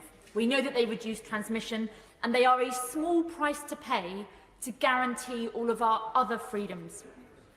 They also allow for the clinically extremely vulnerable to leave their homes, because many of them haven't left their homes for a very long time, and they continue to shield, cut off from society because they do not have the confidence to even go into a shop or onto a bus. I am worried about the Secretary of State's pledge that he will abandon masks in a few weeks' time if Omicron proves to be no more dangerous than the Delta variant, because the Delta variant is still dangerous and the NHS is already on its knees before we go into the worst of this winter. I do support, I wish there was more support for those in self-isolation. We know that for too long the support has been too stingy and too hard to access. We must create this sense that if you are asked to self-isolate, it is your civic duty to do so. And if you are asked to self-isolate by the government, then the government must step up and provide proper financial support. I'd also like to see the reintroduction of a working from home, if you can, encouragement from this government. And ventilation. Other colleagues have mentioned ventilation. The government has been far too slow. In schools right across England, people have been crying out for ventilation for months and months and months, and the government has been dragging its heels. It has still failed. I think honourable colleague wants to intervene. Grateful to the honourable lady, and just to pick up on her comment about working from home, and I do say this gently to the honourable lady, a great many of my constituents have businesses which thrive on the footfall in the city centre of Leeds. And the working from home encouragement actually has a devastating impact on their ability to earn a living. And so I just, in terms of people just saying, let's just work from home again, I just want to recognise that there is actually a very large economic impact to a great number of my constituents if that was to happen. Thank you, Mr Deputy Speaker. I take that point. There are many of these measures are often lose-lose, and we know that. One of the things that I think has been a real problem over the last 18 months is the way that people have tried to frame it as public health versus the economy, because actually public health and having a strong workforce and a healthy workforce and the economy, for me, are two sides of the same coin. Notwithstanding that, what I'm encouraging is for the government to say work from home where you can and to get that right balance, because that would reduce levels of transmission, not a blanket mandatory everybody stay at home, but encouraging working from home where people can in a balanced way. I will. Grateful to the honourable member, listening very carefully to what she has to say. Would she agree with me that the group in society that's really borne the brunt of the past 18 months are young people, and they have been particularly affected by so-called work from home, and their mental health in particular, which I know her party takes a very close interest in many cases has been devastated. Can I commend to the honourable lady best available evidence as published last week, which suggests, as the honourable lady, the member for Central Ayrshire, pointed out, that two interventions, that's to say mask wearing and cleaning your hands properly, may well have some impact on this. But to be honest, the evidence for social distancing is pretty thin, and therefore would she like to perhaps reconsider the sort of swinging measures that she appears to be recommending? Liberal. I thank the honourable member for his intervention, and I will respectfully disagree. I think what we've learned over the last few months from public health directors in particular is the more measures you take, the greater protection you have. It's not either or. If you have a mask, and if you wash your hands, and if you limit the amount of time that you spend in close proximity to somebody else, then you limit your overall chances of either catching COVID or passing it on. And the more measures you can take, the better. Notwithstanding that, When I was talking about working from home, I was not referring to children studying at home. I was talking about those who have the working population. I do recognise that there has been enormous impacts. Sorry? Oh, you were university students. Okay. I thought you were mentioning schools and young people. Anyway, the point is, on young people, yes, of course, there have been major issues. But when I'm talking about working from home, I'm talking about the working population. If you wish to talk about students at universities, then of course there needs to be a balance. And I think that many universities got it wrong during the pandemic, and I said so at the time. I was utterly appalled when some universities put railings around some student accommodation. But actually what we need is to have a balance. It's about reducing your contract of transmission. So there's nothing to stop university students from going in to study, if that's the point I believe he's trying to make. I will. Does she think you can mandate for wards, suggest you're going to work from home, and yet expect students to tip up? The point about university is to be taught. Being taught requires people to go to work. Or have I missed something? Thank you, Mr Deputy Speaker. I think we're pretty lost in translation here. I'm not entirely sure whether the honourable member is referring to students or to the academics that teach them. What I'm talking about is a work from home where you can. There are, of course, examples where people will need to go into work and they can change the way that they work. But, of course, I do think that is a measure, and it's been proven that it can reduce levels of transmission. Mr Deputy Speaker, I'm very concerned that we're talking solely about the new variant, and the mantra around taking restrictions to protect the NHS appears to have stopped, and I worry that the government appears to have lost its tongue. At the moment, ambulance services across the whole of England are in their highest alert level, level 4, code black. That means there are people in the back of ambulances that cannot get into hospitals. The NHS 111 line has had more than 1 million calls abandoned so far this year after 30 seconds, when they should be answered within 20. We have GPs who are reducing their hours or resigning because of the workload and the abuse. And some of them are now saying that they are really worried that they may not take on the extra contracts to deliver the booster jabs. And I hope the Minister might respond to this point. But some GPs are saying that they will not take on the contracts to deliver the booster jabs because the expectation is that they will still have to do the same amount of work in terms of seeing their patients. And if they are required to do the booster jabs, there will be longer waits for other appointments, and they're not getting the support they need in that regard. We have record backlogs, Mr Deputy Speaker, and I will on that point. Mr Deputy Speaker, I'm very grateful to the Honourable Lady. Can I just say how much I agree with her comments, and actually wish that she'd amplified them more with regards to the ambulance service. Representing a large rural constituency like North Dorset, as many colleagues do, the wait for people for an ambulance because of those queuing at the acute sector because they can't discharge is going to lead to a huge amount of problems during these winter months. And that's something we should also keep at the forefront of our minds. Yeah. Thank you. I'm incredibly grateful to the honourable member for raising that point. It is an issue that I have been trying to raise as often as I can in this House through various means, and I believe that's probably all I can say on the matter. I had tabled a written question back in October to the government to say how many ambulance services were in code level 4. It took me a couple of attempts of chasing that before I got a response, and I believe that honourable members would benefit from having time in this House to debate that issue. I know that in my own constituency of St Albans, there have been some incredibly tragic cases. A woman in particular who lost her baby because she was stuck in the back of an ambulance for many hours without being able to get into the local hospital. Another constituent who lost their partner because they were stuck in the back of an ambulance for 12 hours and then died a week later because they couldn't get that emergency treatment. The Honourable Lady, important as this matter is, does seem to be straying. So I think if she could please get back to the regulations that we're discussing at this moment. Thank you, Mr Deputy Speaker. The point that I'm trying to make is that the government is framing the introduction of these specific restrictions in terms of whether or not there is extra transmissibility from the new variant. My concern is the government is not talking about whether we need these restrictions and perhaps others in the future because of the pressures on the NHS in its broadest sense. And she's making a very important and very relevant point.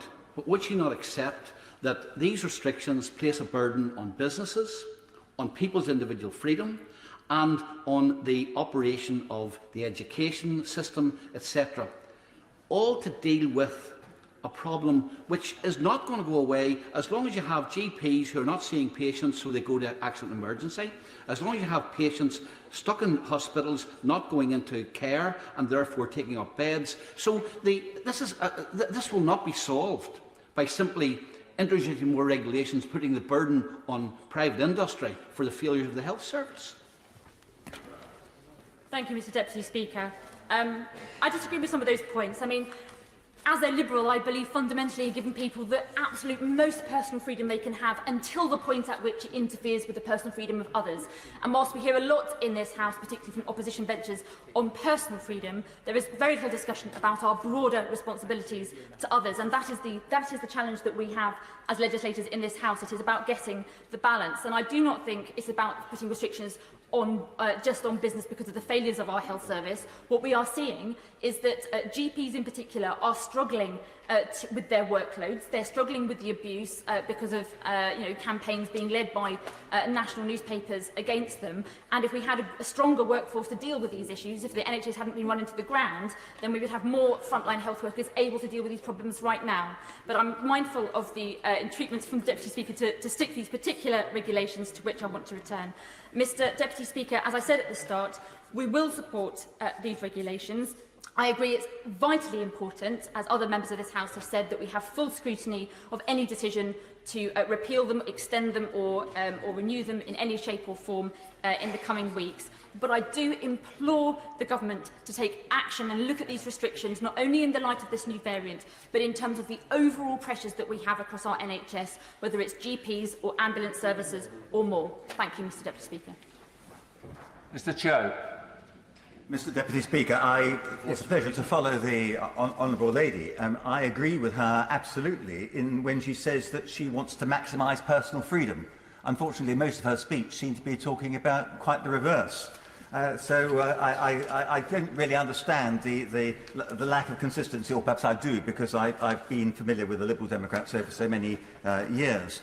But can I say that I think the Honourable Lady there's a fundamental fallacy in her argument about masks, which is brought out in paragraph 7.4 of the explanatory memorandum, because there it says, evidence demonstrates that face coverings are effective when worn correctly at reducing virus transmission.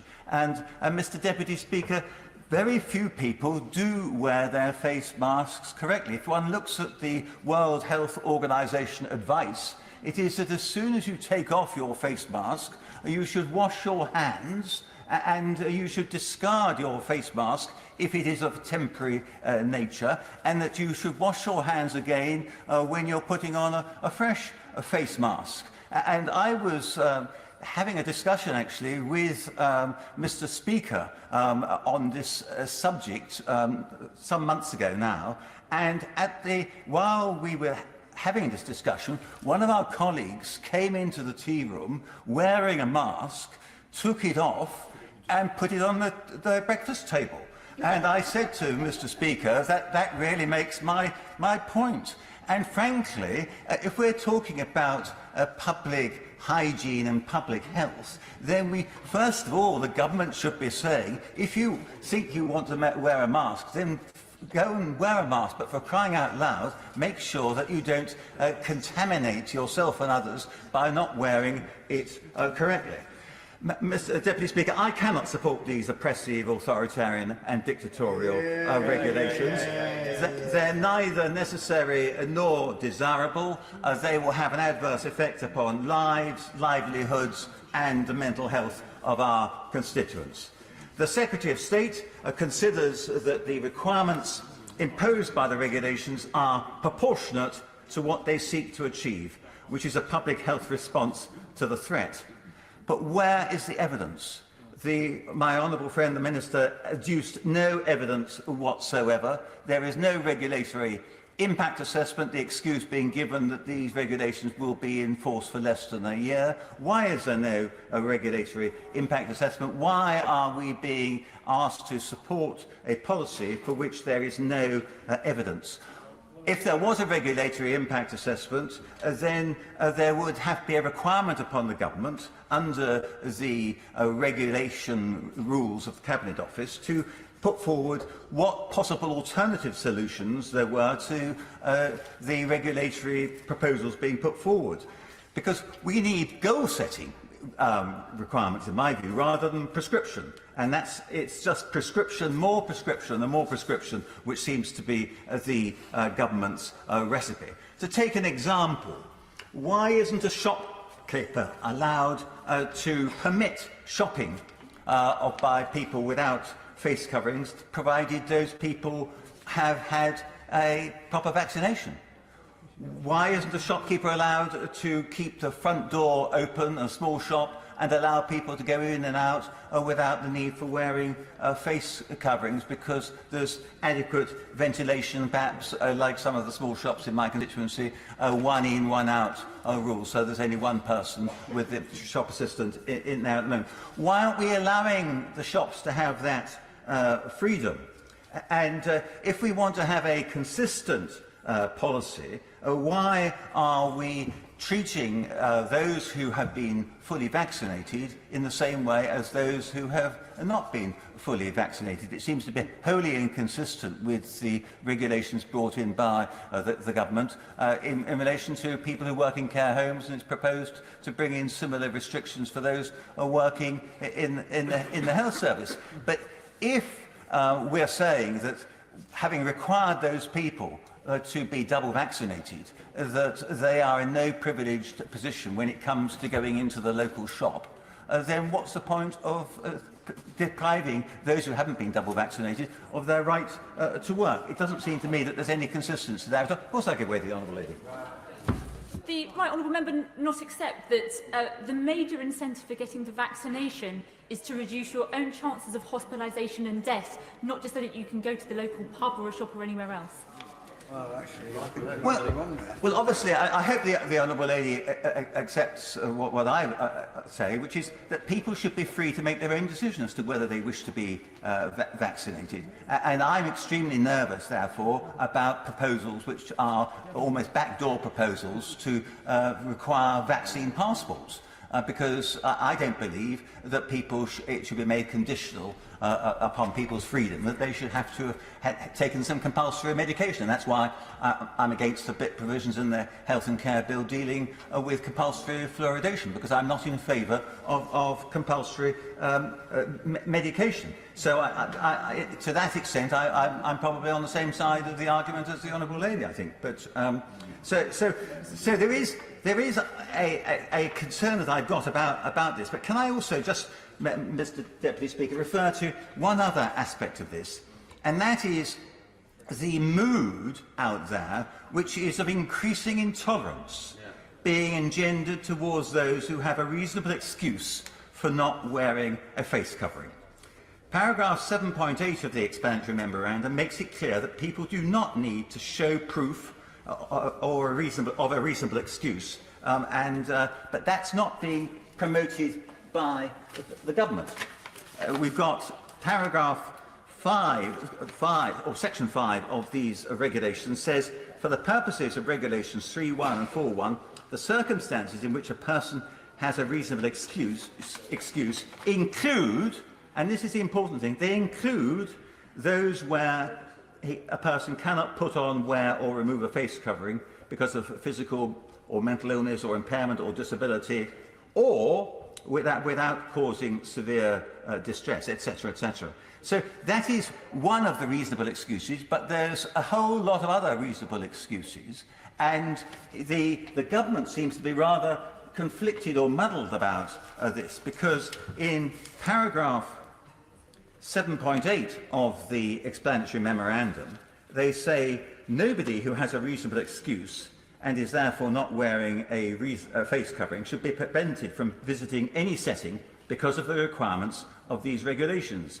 Furthermore, people do not need to show proof of this reasonable excuse under the regulations. So, in other words, people don't have to show that they've got a face covering exemption certificate, perhaps one like this one from Hidden Disabilities. And one sees quite a lot of people wearing these. But as soon as people have to wear those, then people ask them questions. Well, what are your disabilities?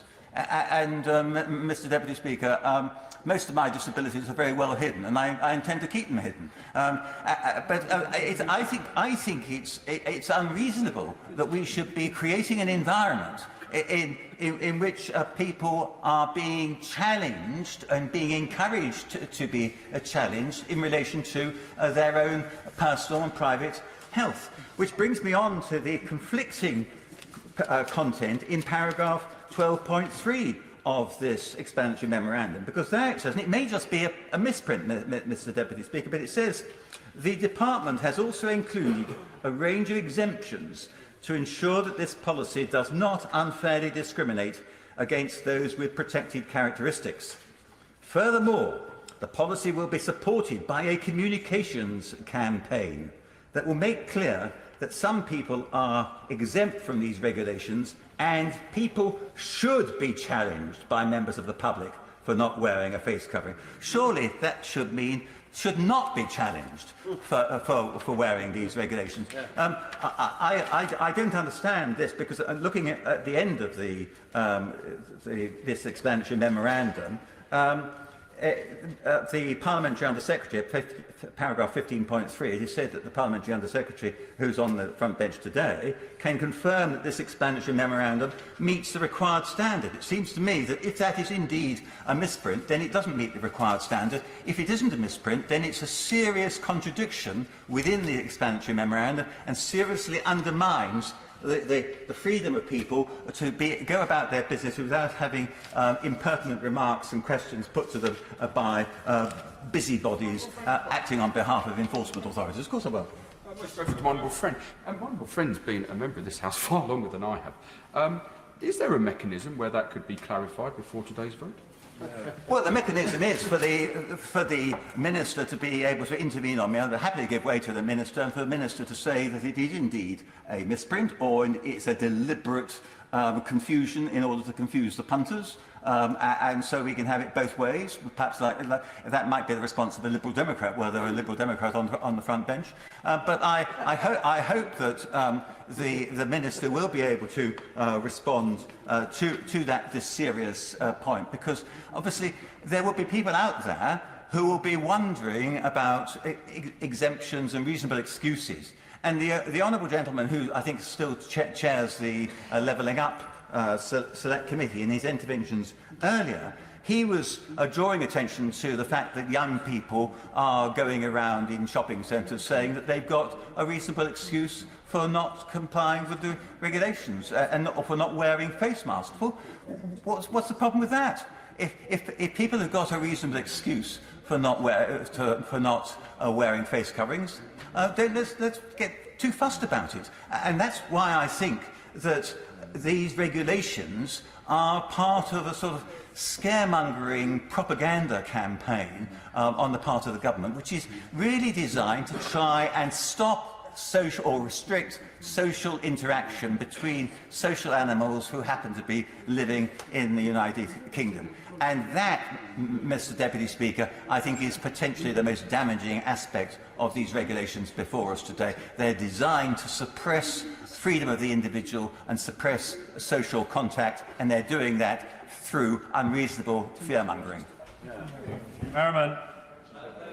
Mr. Deputy Speaker, yesterday when I intervened on the Secretary of State, and indeed, as he mentioned during his statement, he repeated to me that we will not keep measures in place for a day longer than is necessary. And it was with that assurance in mind, Mr. Deputy Speaker, that I thought I would come and listen to this debate, speak on behalf of the transport sector as relates to my Select Committee, and be willing to support these measures as a proportionate measure, a set of measures in circumstances where we do not know if this new variant will have an impact on transmissibility and indeed on our vaccine effectiveness.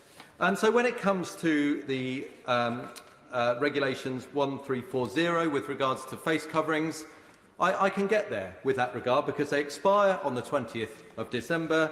They are well set out. I do have concerns where it comes to the way that the transport sector is somewhat singled out, albeit in this instance with retail as perhaps being an unsafe setting, whereas hospitality is marked differently.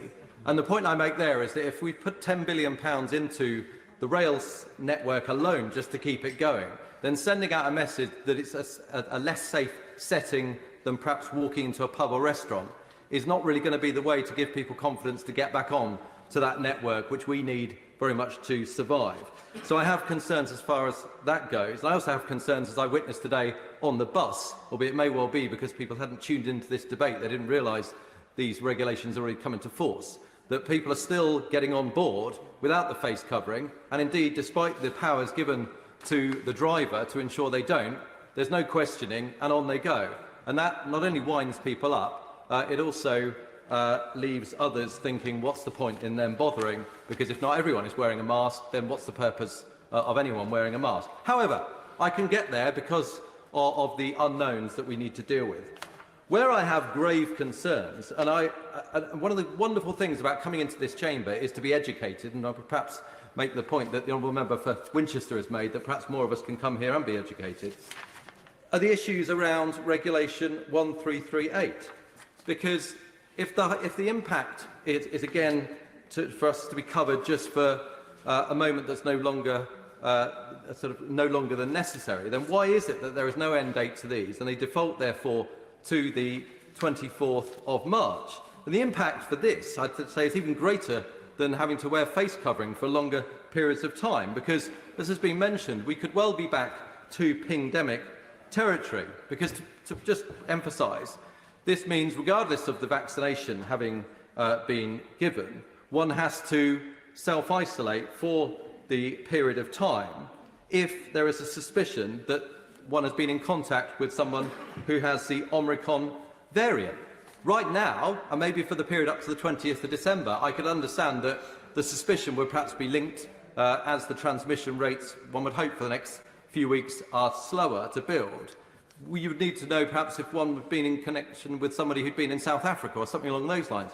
If, however, we move forward towards the 24th of March, and this does become the variant that has spread, and it does spread fast, but actually it doesn't have the same negative impact against the vaccine that we hope, then it means that we could see the default option being, well, I've come in contact with somebody else who has COVID. I didn't know if they had Omicron or not, because that doesn't tell me that. But therefore, I must be cautious, as we're always told, and therefore I must self-isolate. And then we could see the whole country pinged again in the same way that it has been before.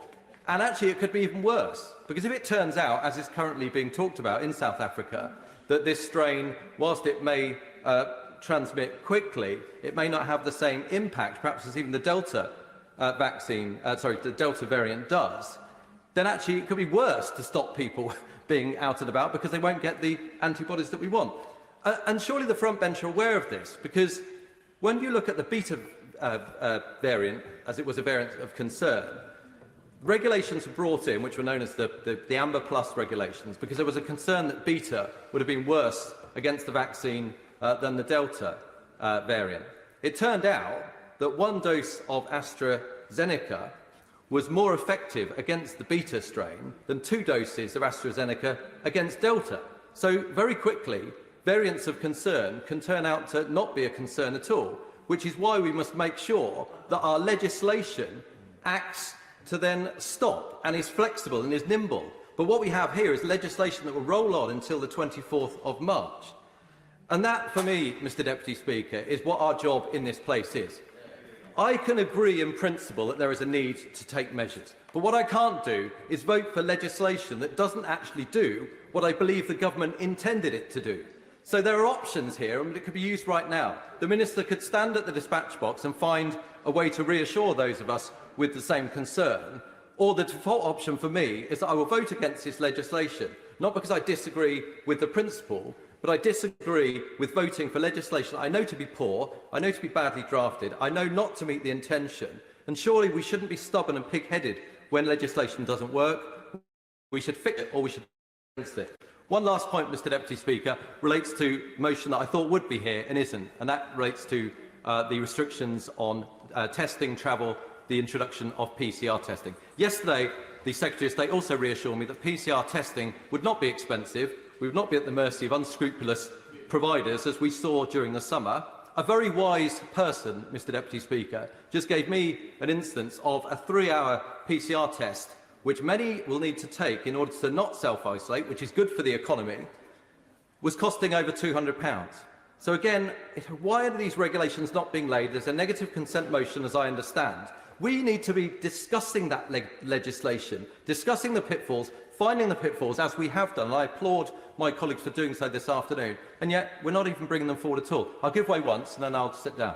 I'm grateful to my honourable friend, and going back to the point I made earlier on, does he share with me this genuine concern? And as he said, we've come about today because of a variant being discovered. Well, more variants are going to be discovered.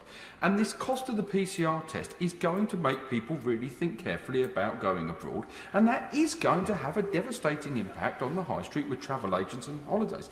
Does my honourable friend agree with me that this has to be taken in all? It cannot just be separated out, saying every time there's a variant, we've got to shut everything down. Thank you, Mr Deputy Speaker. I do agree with that. I think it's a good point for me to end, because looking at not just the consumer, but those that work in aviation, 5,000 jobs have been lost on a monthly basis going back to February 2020. This has been an absolute disaster for the aviation and international travel sector, and for those that want to trade around the world. And we had just started to see the footsteps, the easing of restrictions, with no damage in terms of public health at all. And he's absolutely right. We need to learn lessons from this. It's okay for us to make tentative steps, perhaps this once, for a limited basis, but we cannot keep shutting down parts of the economy every single time there may be a variant of concern. Otherwise, and to quote the Prime Minister, we will never live with this virus. Craig McKinley. Speaker. Now, I do understand the dilemma that the government is facing and the dilemma it's in, because there are two main questions that we need to be asking, and questions we all want to know the answers of, and I'm sure the government as much as anyone.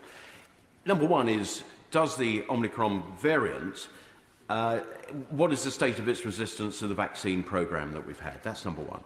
And obviously number two, if you become infected, is that illness weaker or worse than the Delta that we've got used to? I mean, in some ways, it doesn't matter what it does with the vaccine if it doesn't cause bad illness. If it doesn't cause bad illness, then, you know, frankly, I don't care about this thing at all.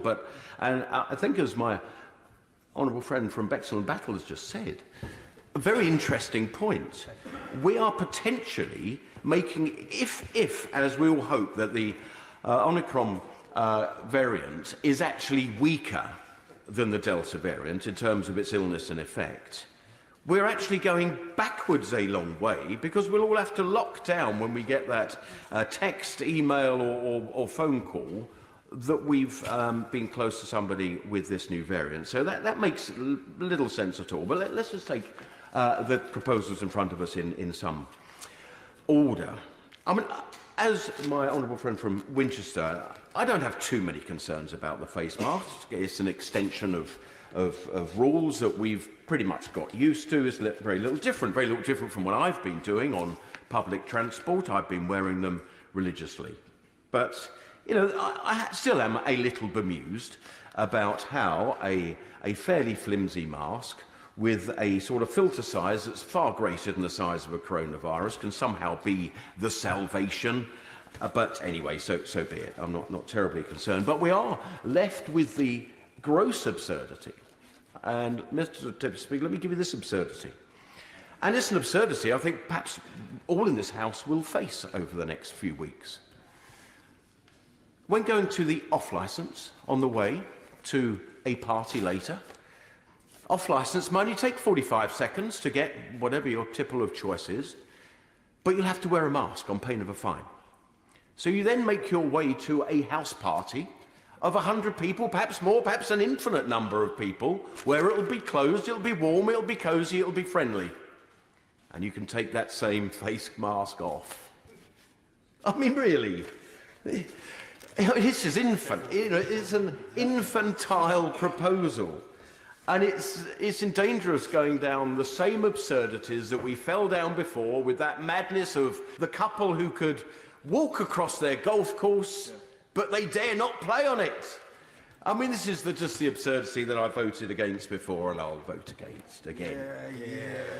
Now, let's move on to the self-isolation requirements.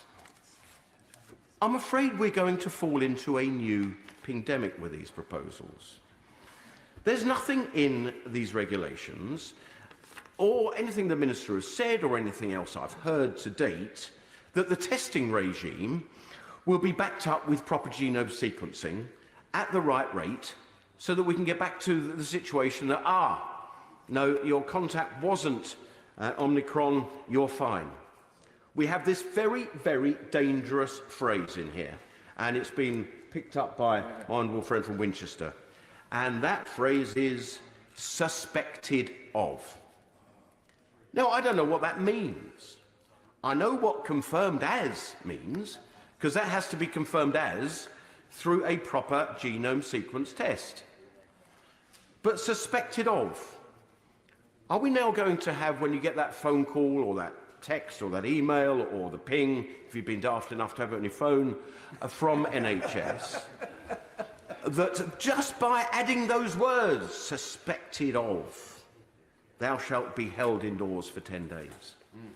Now, this is where we end up with the mission creep, where we end up with, I think, the chilled effect, I think my honourable friend from Winchester said. I'm going to be somewhat concerned going to that Christmas party, going to that pub, because I've got friends and family around for Christmas Day. This is going to have a dangerous ping-demic effect, either proper ping-demic or just a fear effect. I asked the honourable lady, the member for the SNP, who is knowledgeable in these areas, whether we may be able to get a new lateral flow test that is particularly specific to Omicron. I think the answer is possibly no. But no, we're in a confused state. I'm concerned this is going to shatter business that is getting ready for Christmas. But anyway, with obviously the support of opposition parties, these are likely to sadly go through. Now, on travel, I'm somewhat confused, as many other members are, that those regulations are not being considered today. It seems somewhat bizarre. A new PCR test within 2 days. I'm afraid we've seen far too much what I would call Wild West behaviour out there in trying to obtain the test, when we have a well-established, well-working, accurate, fast PCR network that is stood up across this whole country. For instance, I can go onto the NHS website and get a PCR test probably within a mile or two of where I live tonight, and I will get a result back probably tomorrow. It works very well. I mean, that's to the credit of the government. But we went down a stage for good reason, and we said, no, LFT tests for people travelling in are fine. We're back to that confusion. Do lateral flow tests work, or do they not work? If they work, then surely that will do. If they don't work, then why on earth have we spent billions of pounds over these last few months, and why has everybody's drawer and cupboard full of these things that are handed out by like candy on the street if they're not reliable? It's, again, something of a nonsense. So we haven't discussed the regulations yet for the travel restrictions, so perhaps we've got a chance of changing those for the good. We're introducing these new requirements, so I'd say it's only fair that we offer those requirements within the NHS testing PCR system, either for free or at a minimal cost, so that we don't have these situations of what I've described as the Wild West companies that have not served us very well. We're allowing ourselves, sadly, to go back into a rabbit hole again, and I'm concerned that we'll never get out. Mr. Deputy Speaker, last year, before we had the big vaccine rollout, there were reasonable reasons. I didn't support them, but there were reasonable reasons for the levels of restrictions, because we were waiting for the cavalry of the vaccinations. We wanted to protect the NHS from being overloaded. We did that, and it all worked. And we got back to a semblance of normality. But we have a new variant, and we introduced new measures. And then we await a new vaccine formulation, and then we wait another few months to get that into people's arms, and then we might be able to go back to a normality. And then we'll find another new variant, and we'll do it all over again. This has to stop. We have to live with this ever-changing virus. Enough is enough. It's done. 1, 2, 3, 4, 5 people are standing. And this debate, please resume your seats, has to finish at 3:58. Now, we all want the Minister to be given sufficient time to be able to respond to the number of important questions that have been asked during the debate. So can I just ask people to be mindful of the length of the contribution? Mark Harper. I'm grateful, Mr Deputy Speaker, and I will endeavour to do so, and I'll try and put some of those questions on the record for the Minister. The first thing I'd say is, as many members have said, COVID is going to be with us forever, as has been agreed by the Chief Scientific Advisor. And variants are going to be with us forever. And this actually is the first test that we face, the government, the House and society, about how we deal with it in a post-vaccine world, in the world where we have vaccines and where we've vaccinated most of our population. So it's very important, Mr Deputy Speaker, that we don't mess this up and we don't fail that test.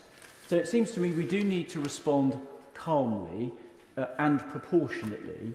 So I am going to give the government some credit for resisting the calls for what would be the very economically damaging measures in Plan B. Working from home, for example, does have significant economic consequences, as we saw from the Treasury's own analysis, and vaccine passports are both illiberal and, as we've seen from the evidence, or I should say lack of evidence from Scotland, ineffective. So they're the worst of all worlds. They're an ineffective and illiberal policy, and we certainly don't want them introduced here.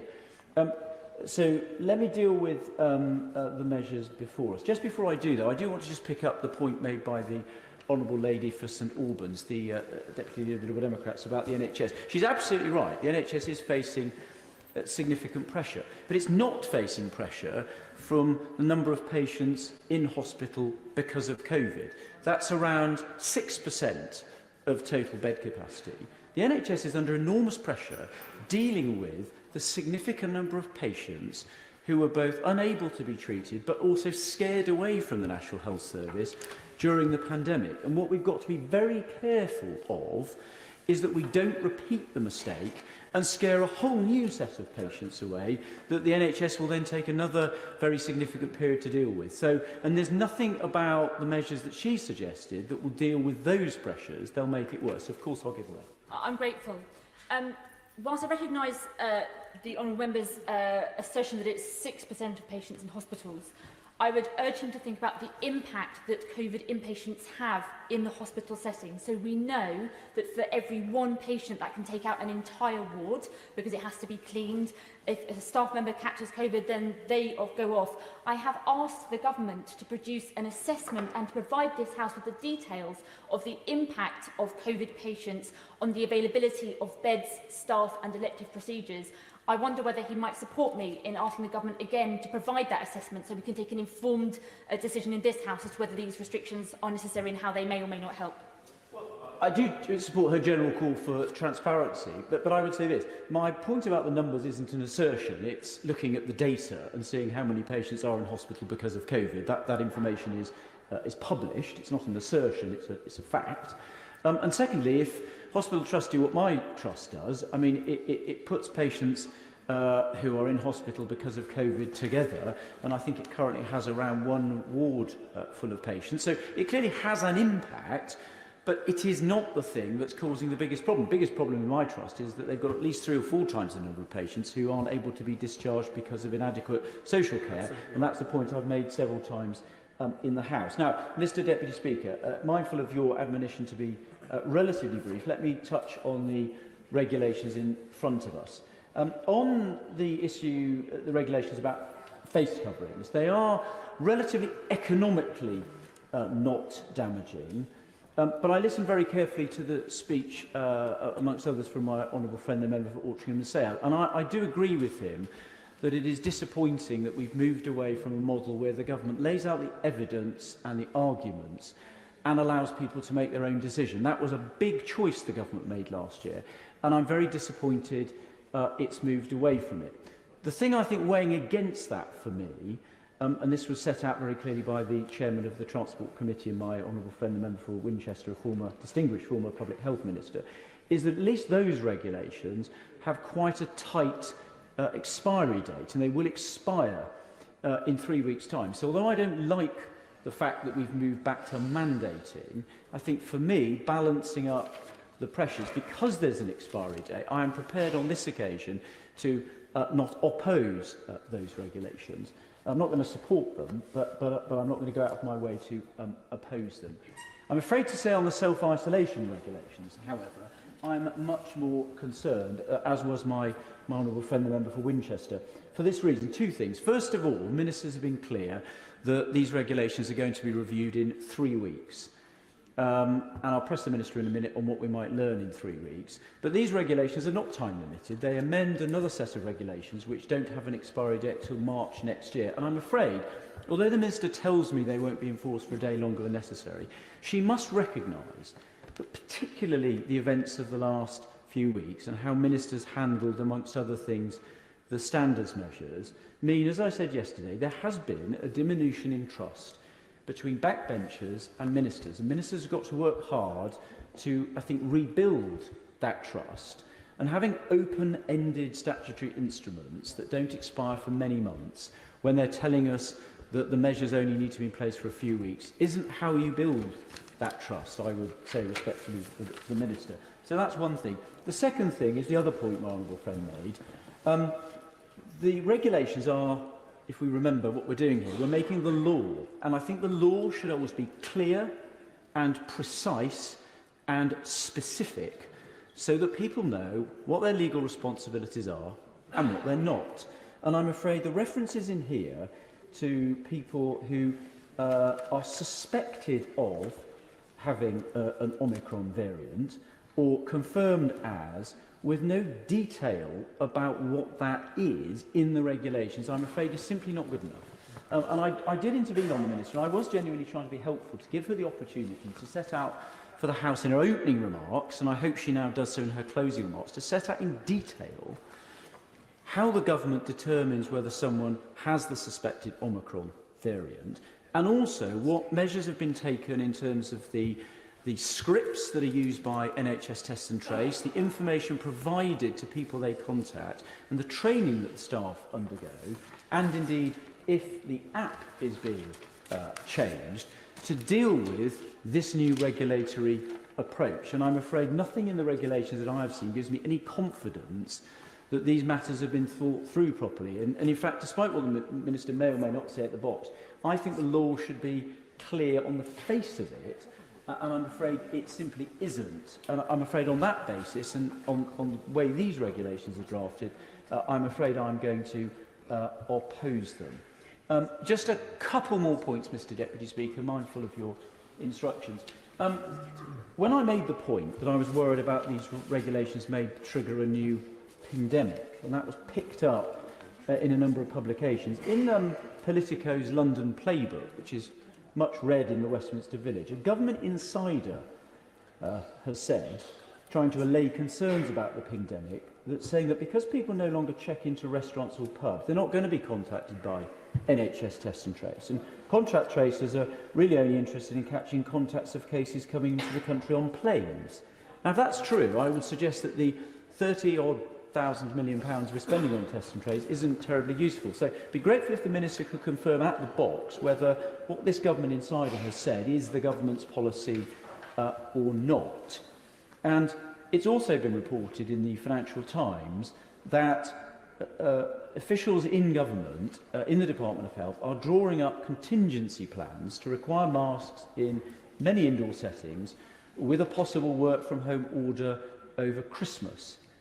And apparently these are being worked on by officials. Can I ask the Minister to confirm whether officials are working on such contingency plans? If they're working on them, under instructions from ministers, if they're not working on them under instructions from ministers, can she, as a minister, instruct them to stop working on such contingency plans and focus on the government's actual policies? And then the final point you'll be pleased to know, Mr Deputy Speaker, is this one, which is the one I made yesterday. Ministers have said they're going to review these measures in 3 weeks' time, as of yesterday. That will be the 20th of December, when this House will have risen for the Christmas recess. And I touched on this in my intervention on the opposition spokesman. If any of these measures are going to be extended, or further measures are going to be brought in, it will be unacceptable for ministers to do it by decree, which is effectively what the minister out of the box did with these two orders. They should be brought forward to this House for a debate in advance of them coming in. And if that means we have to sit in the days running up to Christmas, so be it. Many people in this country work over the Christmas period in many industries serving the public. We are better paid than most of those people, and if that means we have to come here and do our jobs, working on behalf of the public to scrutinise the laws that affect their lives, then I, for one, am very happy to do so. And it will be a failure of the responsibilities that ministers have if they don't seek to keep the House sitting or recall it, if they wish to take those powers. Ministers are accountable to this House, to our constituents through us, and ministers would be wise never to forget it. Steve Baker. Mr Deputy Speaker, could I refer to the declarations I've made relating to the COVID recovery group? I'm especially pleased to follow my right honourable friend for Forest of Dean, with whom I agreed. I want to try and elaborate some of the arguments which my right honourable friend for Altrincham and Sale West made, and also my honourable friend for Winchester, I thought, made a particularly brilliant speech. My starting point is that today's debate is not really about the incremental inconvenience of mandating face masks. I chose to wear one on the train repeatedly when it wasn't mandatory. That really is not the point today. As my right honourable friend for Altrincham and Sale West said, or as he implied, and as I would say, the issue here today is that we are taking away the public's right to choose what they do based on flimsy and uncertain evidence. We don't know the extent to which this new variant will escape the vaccines. We don't know how harmful it would be. And this, though, goes to the heart of the nature of the society that we are creating.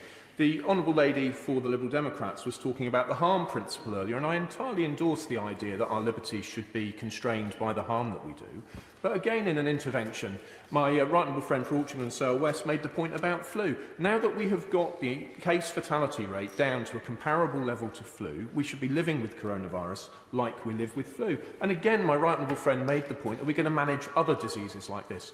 The point that really I want to flesh out is this. The government's approach seems to be to say, better safe than sorry.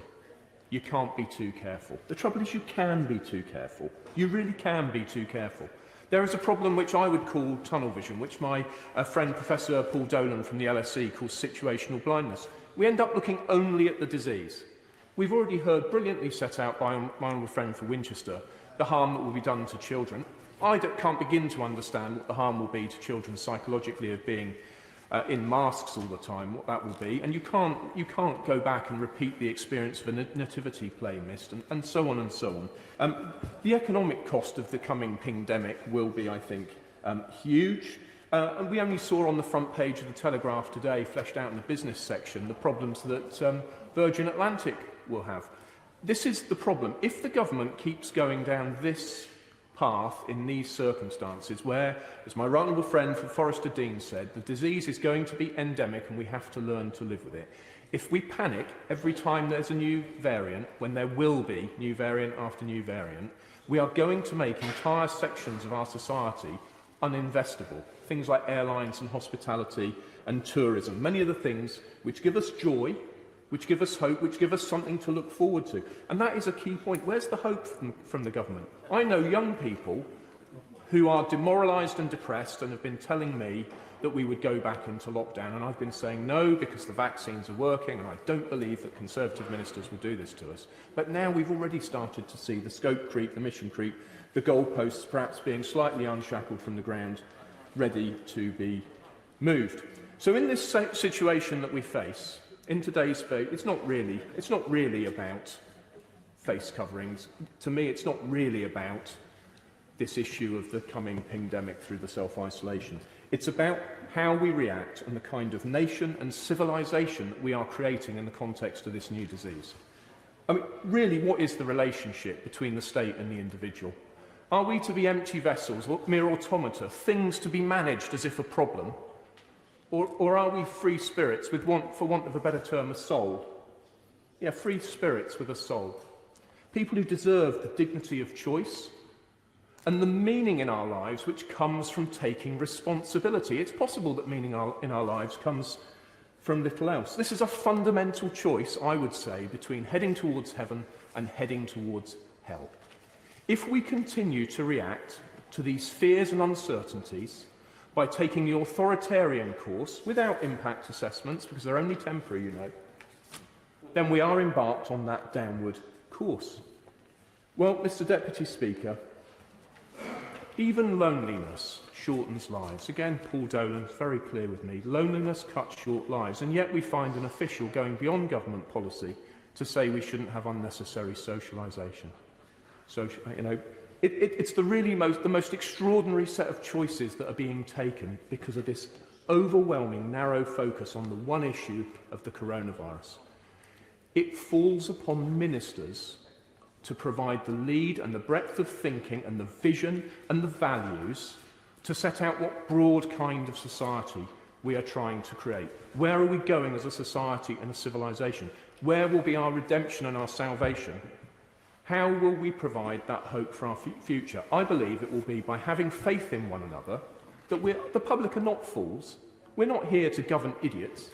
I have faith in the British public. I have faith that they can choose for themselves to do the right thing, to wear a mask when it's sensible, to pay attention to the level of cases, to choose for themselves whether or not they go to a restaurant, and so on and so on. Indeed, to choose whether they go and visit vulnerable relations in care homes. There's a sad story I could tell about that. Absolutely. But I do just need to put on the record, before I finish with my final thought, just one constituent case, because I've got a 75-year-old constituent stranded in South Africa, with flights out of the country cancelled. He's got a pre-existing anxiety disorder, and in a matter of days he's going to run out of medication.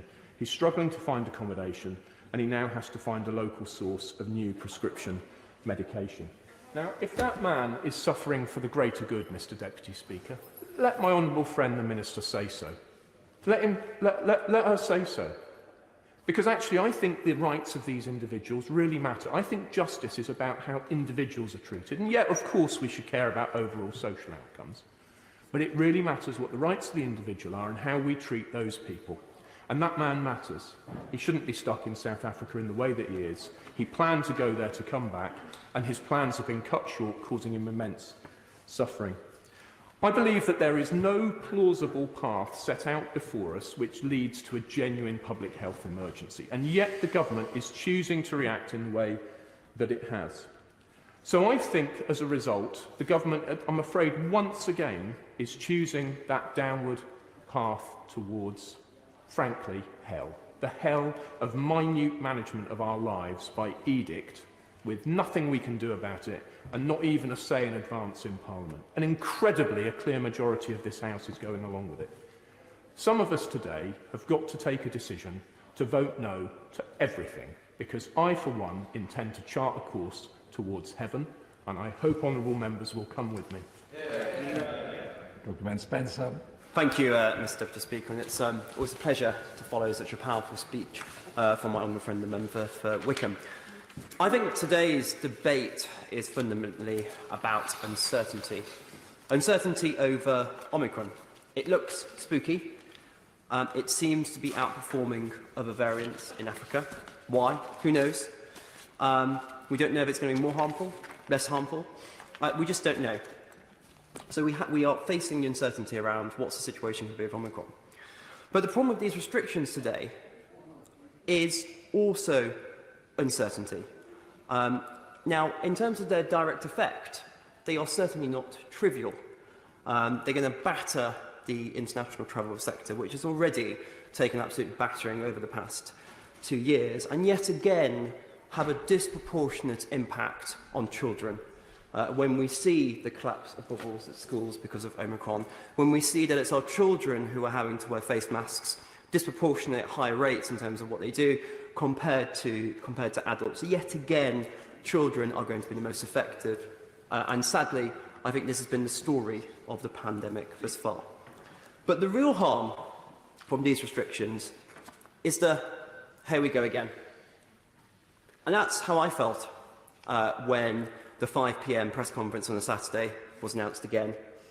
It was in a click of a finger, I was back to 2020. And I think everyone at home, watching, everyone at home, seeing what was happening, was starting to worry. What's going to come next? Here we go. Is this the start of the ratchet again?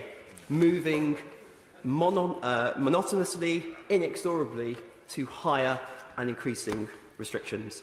And it's that chilling effect which my honourable friend, the member for Winchester, said. I think he puts it exactly right. It's that chilling effect that does the most harm and is doing the most harm. Immediately, I started thinking, right, well, you know, should we hold off from ordering the booze in for my 40th birthday party in a couple of weeks? Should we just wait to see what happens?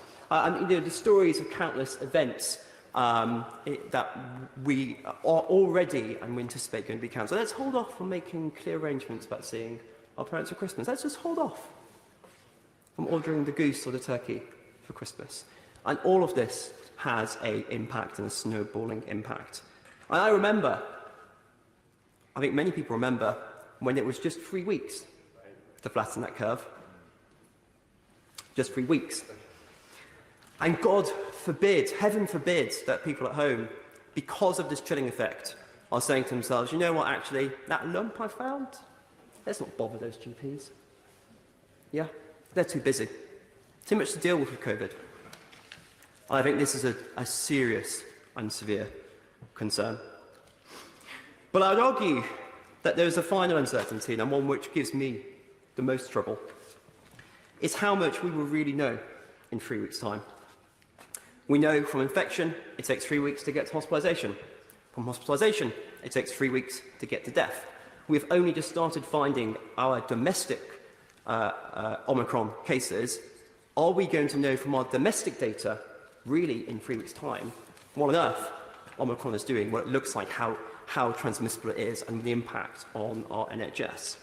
Can we really compare international data to us? We've had a phenomenal vaccine rollout. We celebrate the impact of our vaccine rollout and the booster dose far better than many other nations. Are we really comparable in terms of that, whatever data ends up coming out across the world?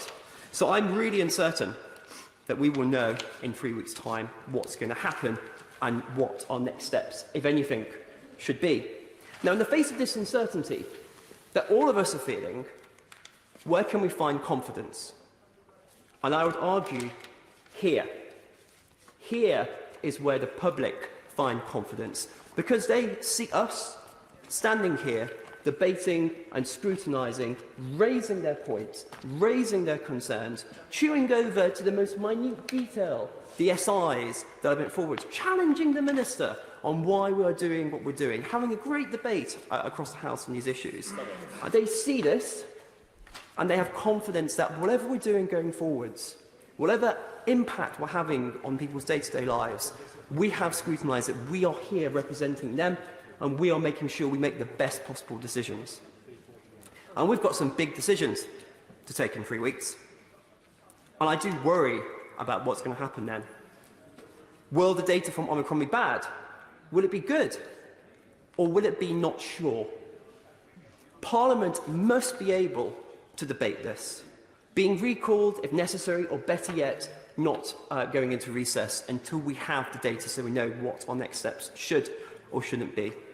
And in terms of ending uncertainty for me, I'd be very grateful if the Minister, in her summing up speech, could give certainty that Parliament will have its say, whatever happens in 2 or 3 weeks' time, in terms of response to the Omicron or whatever variant that may pop up between now and then. Thank you very much indeed, Mr Deputy Speaker. And I want to develop one point, and one point specifically. But before I do, thank you very much. It was a pleasure to follow. It's a pleasure to follow the previous two speakers, and especially I want to thank the members for Wickham and the Forest of Dean for their fantastic leadership on this issue. I believe, Mr Deputy Speaker, that the government must take a balanced view, and I accept that the argument laid out by various people, including the Honourable Member for St Albans, that the precautionary principle is good, and I think we can be criticised at the beginning of this pandemic 2 years ago, whenever it was, for not acting potentially quickly enough. But I do think overreaction is not good, and I think we have had an obsession, damaging obsession, with a very narrow view of what we perceive to be health. And the poorer you are, and the younger you are in this society, the higher price you have paid. And I don't think that is acceptable. I look at this debate and this motion today in the context of some dreadful forecasts and some dreadful assessments which have driven government's nervousness. And I want to explore them and put them on the record because I believe it is in the public interest, but I'm doing so within this motion. And I want to look at one or two in particular, Imperial and Professor Ferguson, who I have a great deal of respect for, and I will be careful how I phrase this. But I am concerned that some of the forecasting we've had has had a track record in, frankly, getting it wrong repeatedly. Professor Ferguson, in 2001, he predicted 150,000 human deaths from foot and mouth. Under 200 died. In 2002, between 50 and 50,000 deaths from BSE. In the end, 177 died. In 2005, 150 million people could be killed from bird flu. 282 died.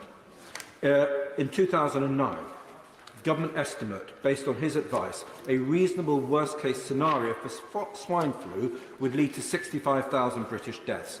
In the end, 457 people died. I'm happy to be corrected on any of those points, but that is the publicly available information. Coming forward to COVID, he predicted 85,000 deaths in Sweden, which round the Swedes up. In fact, 6,000 Swedes had died at the time. Angus Tegnell, Sweden's chief epidemiologist, said in September 2020, we looked at the Imperial model and we could see that the variables that were put were quite extreme. Why did you choose the variables that gave extreme results? I love experts, don't get me wrong, Mr Deputy Speaker. I know we sometimes have our issues with them, but it is helpful if they are right, if only very occasionally. Johan Gisek, Sweden's former chief epidemiologist, said that Ferguson's models were, quotes, not very good. The Washington Post quoted Gisek as saying that Imperial's forecasts were, quotes, almost hysterical. And this is the forecasting that has been part driving government action. Oncology professor Angus Dalgleish in this country described Ferguson's modelling as lurid predictions. He said that Ferguson and his colleagues were getting it, quotes, spectacularly wrong.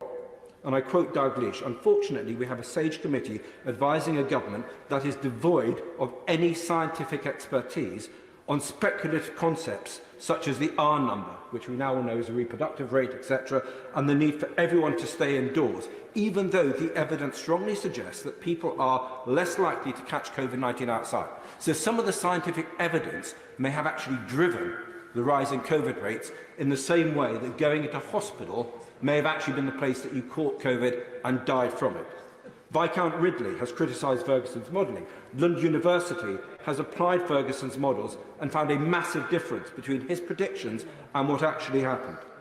Professor Michael Thursfield from Edinburgh said of Ferguson's previous modelling of foot and mouth that it was, quotes, severely flawed. I give way. Thank you for giving way. And he's absolutely right in highlighting the predictions which are wrong. But the unfortunate thing is that politicians then jump onto those and quote them. And the Health Minister in Northern Ireland, for example, on the basis of Mr Ferguson's predictions, talked about deaths of biblical proportions and scared the life out of people. You make my honourable friend makes the point most eloquently. Politicians then become fearful. What if? What if the worst-case scenario is right and they lose faith in more balanced predictions? John Ioannidis from Stanford University said of Ferguson's modelling, major assumptions and estimates that are built into the calculations seem to be substantially inflated. He's a serious customer, Professor Ferguson, and Imperial has an impeccable reputation, and I pay respect overall to their work. And I do not seek to criticise for the sake of it, but to highlight that bad forecasting and bad modelling drives bad government decisions, which then become illiberal and intolerant of other people who have more balanced views.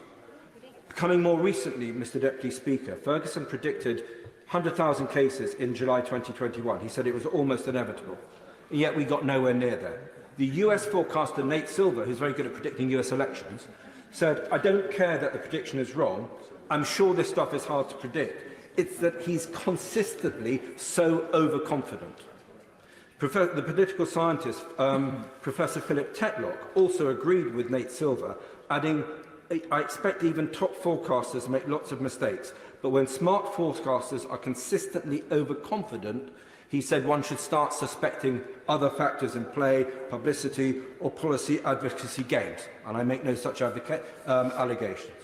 More recently, I understand that this summer, Professor Ferguson predicted upwards of 100,000 cases. They topped at just over 30,000. And in an interview with The Times, the good professor said that his prediction was off because the football messed up his modelling. And that, for me, Mr Deputy Speaker, comes to the essence of the problem with forecasting.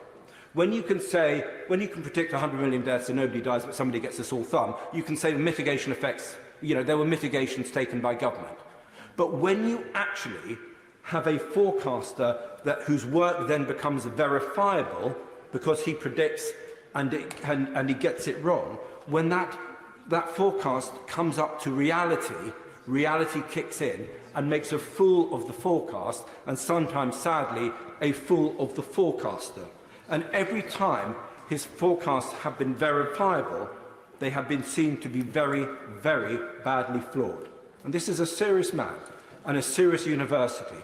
And so forth. Just to sum up, Mr Deputy Speaker, I would say that if we look at the forecasts that have been made about COVID, just like the forecast for so many other things, reality changes those forecasts and very often undermines their credibility. So we need another set of factors by which to guide us. And the honourable members over there and on this side of the House said we need principles. We need a precautionary principle, but we need a sense of balance so we do not overstep the mark, we do not damage our society, damage our young people, damage the poorer people by seeking to control when actually we need to learn to live with this. So my final question to the Minister, will the government look into forecasting, maybe an inquiry into the success of forecasting and maybe what we can learn from forecasting, so how to do it less badly in future? And finally, on a point related to the Isle of Wight, if I may, I'm going for the theoretical to the very practical. We're not getting the boosters in the Riverside Centre, so in the same way as my honourable friend from Winchester raised a specific point about his constituency, would the Minister please look at getting more booster jabs to the Isle of Wight and to our Riverside Centres? Thank you.